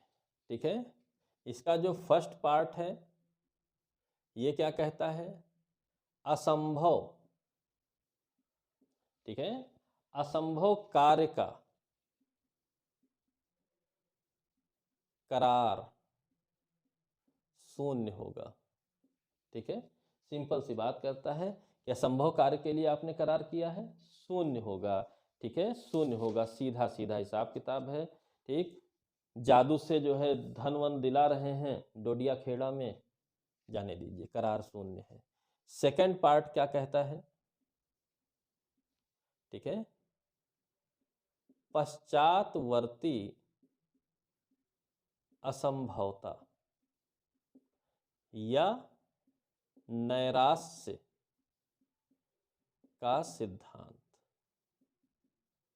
ठीक है, सेकंड पार्ट पश्चातवर्ती असंभवता या नैराश्य का सिद्धांत कहता है। ठीक है, यानी कि बाद में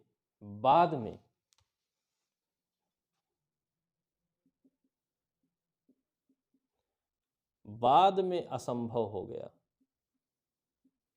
तो यहां पर संविदा शून्य होगी। ठीक, अंतर यही है, पहले पार्ट में करार शून्य है, दूसरे पार्ट में संविदा। यानी कि जिस समय संविदा का निर्माण हुआ था वैलिड एग्रीमेंट था, इसलिए कॉन्ट्रैक्ट था, लेकिन बाद में विधि विरुद्ध हो जाने के कारण या अन्य किसी कारण से, ठीक है, अब प्रवर्तन संभव नहीं रह गया है, असंभव हो गया है, तो पश्चातवर्ती असंभवता हो जाएगी, निराशा हो जाएगी और संविदा शून्य होगी। बस यही ध्यान रखना, फर्स्ट पार्ट करार शून्य, सेकंड पार्ट संविदा शून्य, बाकी कोई कंफ्यूजन नहीं रहेगा, ठीक है। बाकी तो जो बी इलस्ट्रेशन लिखा है कि आपस में विवाह करने की संविदा करते हैं और नियत समय से पूर्व का पागल हो जाता है तो संविदा शून्य हो जाएगी, ठीक है। तो सीधा सीधा लिखा है, जिस समय करार किए कि विवाह करेंगे दोनों लोग बालिग थे, आयु पूरी थी, विधि पूर्ण था एग्रीमेंट, संविदा बन गया। लेकिन अब पागल हो गए तो पागल से विवाह शून्य होता है तो संविदा शून्य होगी, ठीक है। क्लियर है, सीधी सीधी बात है, ठीक है। अच्छा, सीधे ध्यान रखे रहिएगा, ठीक। इसके बाद 59 का एक स्पेशल क्वेश्चन पूछता है, ठीक है। 59 से एक स्पेशल क्वेश्चन पूछता है, री-क्लैटन रूल कहां पर है। 59 में क्या पूछेगा, री-क्लैटन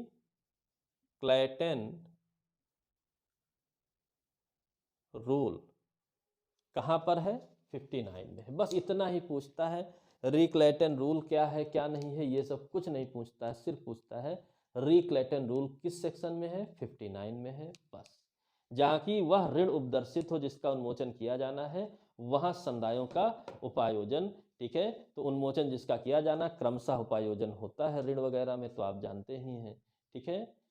62 से प्रश्न पूछेगा, क्या क्या शब्द ध्यान रखिएगा, 62 में जो प्रश्न पूछता है वो शब्दों के आधार पर है, ठीक। बहुत स्पेशल स्पेशल क्वेश्चन आए हैं, सिर्फ शब्द, वो भी कौन से शब्द, बेयर एक्ट के शब्द।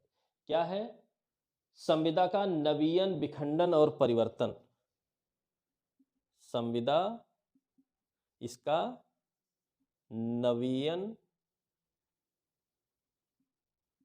विखंडन,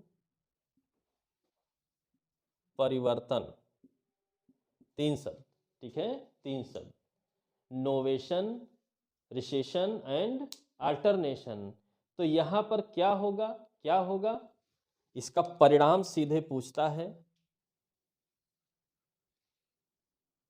मूल संविदा समाप्त, यानी कि पालन की आवश्यकता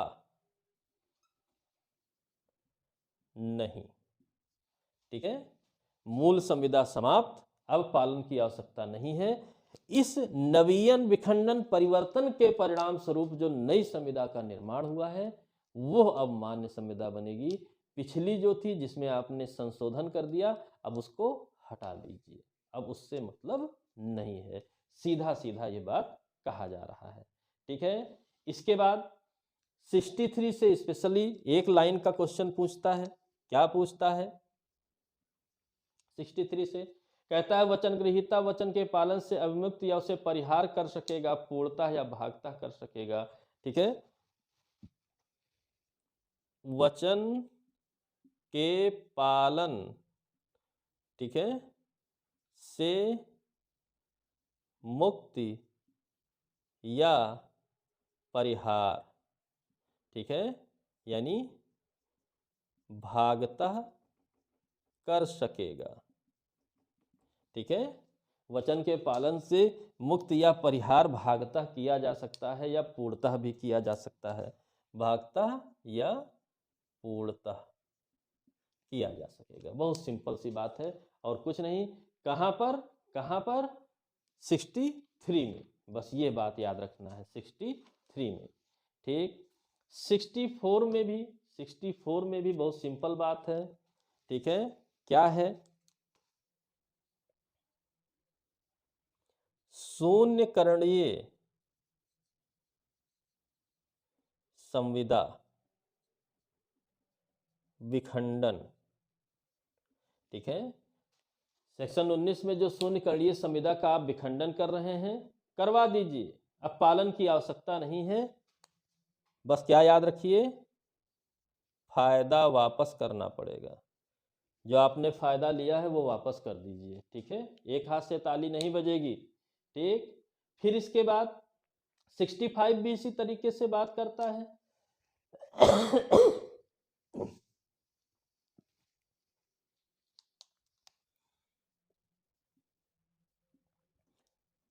शून्य करार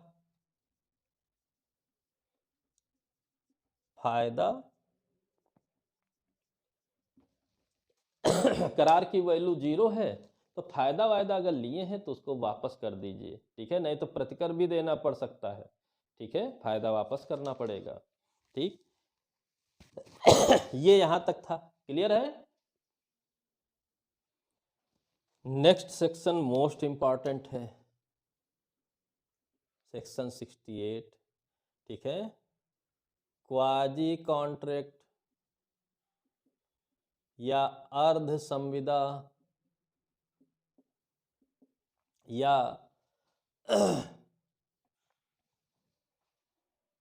संविदा कल्प,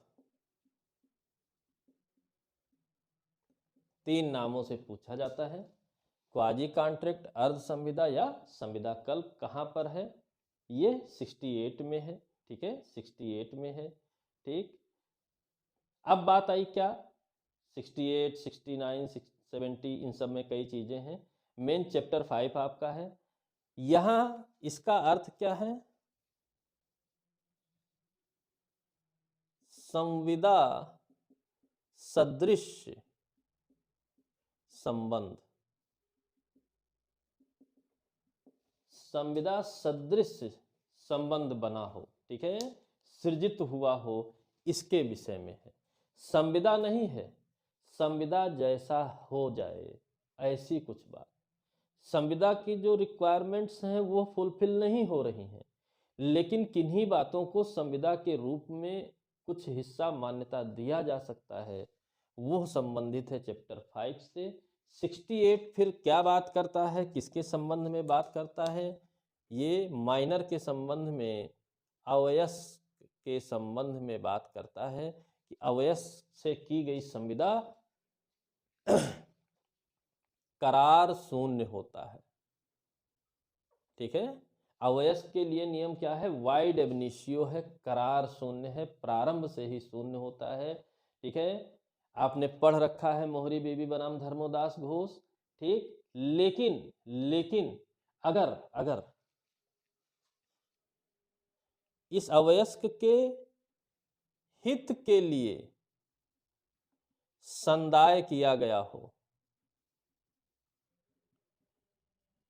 ठीक है, इस अवयस्क के हित के लिए, इंटरेस्ट के लिए संदाय किया गया हो, तो क्या उस संदाय के बदले में आप वापस पा सकते हैं? तो सीधी बात याद रखिएगा, इस संदाय के लिए, ठीक है,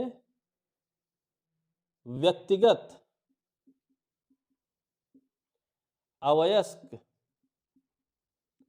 दायी नहीं होगा, परंतु संपत्ति को दायी बनाया जा सकता है,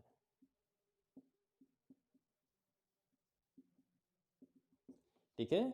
यही छोटी सी बात यहां लिखी है कि यदि किसी ऐसे व्यक्ति को जो संविदा करने में असमर्थ है, या किसी ऐसे व्यक्ति को जिसके पालन पोषण के लिए वह वैध रूप से आबद्ध हो, जीवन में उसकी स्थिति के योग्य आवश्यक वस्तुएं किसी अन्य व्यक्ति द्वारा प्रदाय की जाती हैं, तो वह व्यक्ति जिसने ऐसे प्रदाय किए हैं, ऐसे असमर्थ व्यक्ति की संपत्ति से प्रतिपूर्ति पाने का हकदार होगा। यानी कि संपत्ति को दायी बनाया जा सकता है अवयस्क या, ठीक है, और कोई भी अक्षम व्यक्ति हो, ठीक है, उसके लिए अगर ऐसा कुछ किया गया है, ठीक है, संविदा करने में असमर्थ व्यक्ति हो, अक्षम व्यक्ति हो, उसके लिए अगर कुछ भी किया गया है हित के लिए, इंटरेस्ट के लिए, तो व्यक्तिगत, ये बात छिपी हुई है, व्यक्तिगत लायबिलिटी नहीं होगी, लेकिन संपत्ति से प्रतिपूर्ति पाई जा सकती है, संपत्ति को लायबल बनाया जा सकता है। यह मान्यता दी गई किस रूप में? क्वाजी कॉन्ट्रैक्ट के रूप में, क्योंकि करार ही शून्य होता है, फिर भी हकदार आपको बनाया गया है, यानी कि संविदा जैसा कोई संबंध स्थापित किया गया है और उसको मान्यता दी गई है। बहुत सरल भाषा में 68, इसके अलावा कुछ नहीं जानना है आपको। ठीक है, क्लियर है? बाकी केस लॉ सिर्फ जानना है। ठीक है, इसके बाद 70 से प्रश्न बनेगा। ठीक है, 68 के बाद 70 से। ठीक, आनुग्रहिक कार्य का फायदा।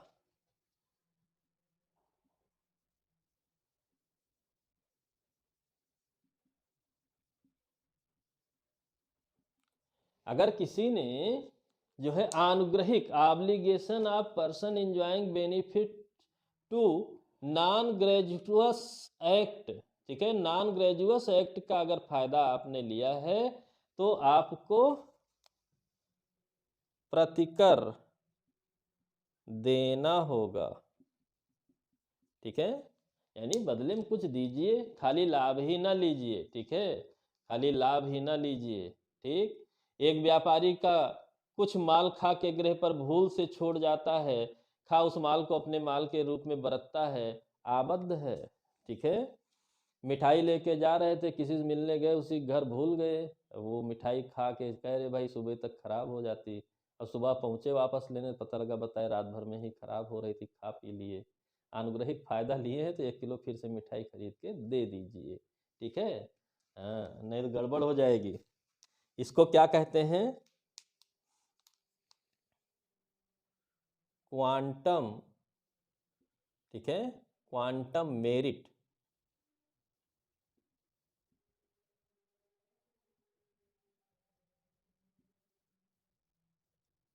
क्वांटम मेरिट की थ्योरी पर आधारित है 70। ठीक है, सीधे सीधे है। ठीक, सीधे सीधे। ठीक है, 71 माल पड़ा पाने वाला। ठीक, माल पड़ा मिल गया,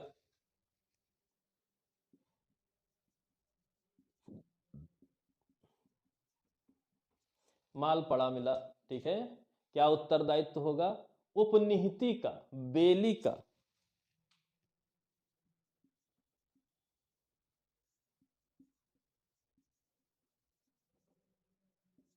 बेली का दायित्व होगा, उपनिहिती का दायित्व होगा।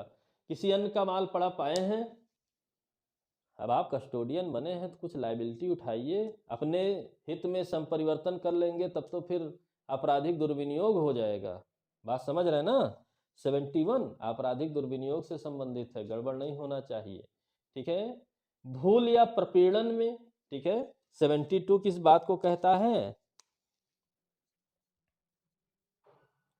भूल या प्रपीड़न, इसमें अगर लाभ मिला, ठीक है, भूल से करार था, प्रपीड़न के अधीन संदाय किया गया था, तो ये लाभ वापस कर दीजिए। भूल चूक लेनी देनी काम नहीं चलेगा। ठीक है, ऐसी कहावत है ना, राजस्थान में पूछ सकता है। भूल चूक लेनी देनी नहीं, उसका अपवाद है। ठीक है, तो भूल चूक में भी लाभ लिए हैं तो प्रतिसंदाय करना पड़ेगा, 72 कहता है। ठीक है, फिर इसके बाद 73 बहुत सीधी बात करता है, संविदा भंग से हानि प्रतिकर दीजिए। ठीक है, 73 क्या कहता है? संविदा भंग, किसी को हानि हो गई, किसी पार्टी को, ठीक है, तो प्रतिकर, प्रतिकर देना होगा आपको। ठीक है, कंपनसेशन देना होगा आपको, लेकिन ये प्रतिकर कैसा होगा? परिनिर्धारित होगा। जो निर्धारित है वही दिया जाएगा। ठीक है, अप्रत्यक्ष हानि कुछ हो रही है, इनडायरेक्टली कोई क्षति पहुंच रही है, डैमेज हो रहा है, उसके लिए नहीं, जो प्रत्यक्ष हानि हुई है मात्र उसके लिए। ये टार्ट लॉ नहीं है कि अपरिनिर्धारित, न्यायालय जो निर्धारित करे वो देना पड़ेगा, नहीं। यहाँ पर युक्त युक्त, या तो निर्धारित हो कॉन्ट्रैक्ट में वो देना होगा, हानि चाहे जितनी ज्यादा हुई हो, या युक्त युक्त देना होगा जो प्रत्यक्षतः सो हो रहा हो, ना कि दूरवर्ती के लिए। परिनिर्धारित प्रतिकर देना पड़ेगा, 73 इस बात को कहता है। ठीक है, और उसके लिए बहुत से दृष्टांत भी लिखे हुए हैं, ठीक। और इसी का एक्सप्लेनेशन है, ठीक है 74 में, जहाँ की शास्त्र का अनुबंध है वहाँ संविदा भंग के लिए प्रतिकर क्या होगा, ठीक है। तो 74 कहता है, इसी हानि के प्रतिकर के बारे में 74 क्या कहता है, ये प्रतिकर क्या निर्धारित किया गया कि डैमेज मात्र भर के लिए नहीं, ठीक है, डैमेज मात्र शास्त्र के रूप में भी जो है, ठीक है compensation for breach of contract where penalty, ठीक है, पेनाल्टी हो, शास्ति हो,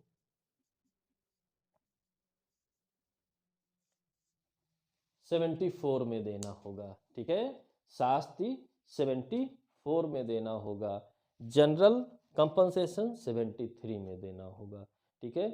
जैसा अनुबंध में है 74 में दीजिए जो भी दंड पेनाल्टी बनाई गई है, और नहीं तो नुकसानी भर का 73 में दीजिए, बहुत सिंपल भाषा में, सीधे तौर पे, ठीक है, सीधे तौर पर, ठीक।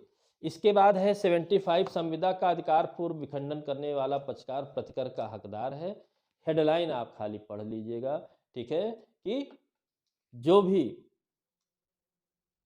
खंडनीय संविदाएं थीं जिनको समाप्त करा सकता था पक्षकार के विकल्प पर थीं, तो उस पक्षकार को अगर कोई डैमेज या कोई हानि या कोई प्रत्यक्षता कुछ हो रहा है तो वो भी उस लाभ का हकदार होगा। इस बात की अनुमति 75 में दिया जा रहा है कि प्रतिकर का वो हकदार होगा। ये आपका इतना संविदा अधिनियम था, ठीक है, क्लियर है। संविदा अधिनियम में इतना ही। कुछ केसला जो आपके बचे हैं, केसला से संबंधित नेक्स्ट वीडियो अलग से, ठीक है, इसमें केसला नहीं जोड़ा जा सकता था इसलिए नहीं जोड़ा गया, ठीक है। तो तब तक के लिए इंतजार कीजिए, केसला अलग से हम लोग करेंगे। सेक्शन वाइज जो प्रश्न आते हैं इससे बाहर एक भी शब्द नहीं आएगा, अगर ये इतना आपका मेंटेन है तो आप 100% सही करेंगे, ठीक है। तो इसी उम्मीद के साथ कि 100% सही करिए। तब तक के लिए, केसला तक के लिए धन्यवाद।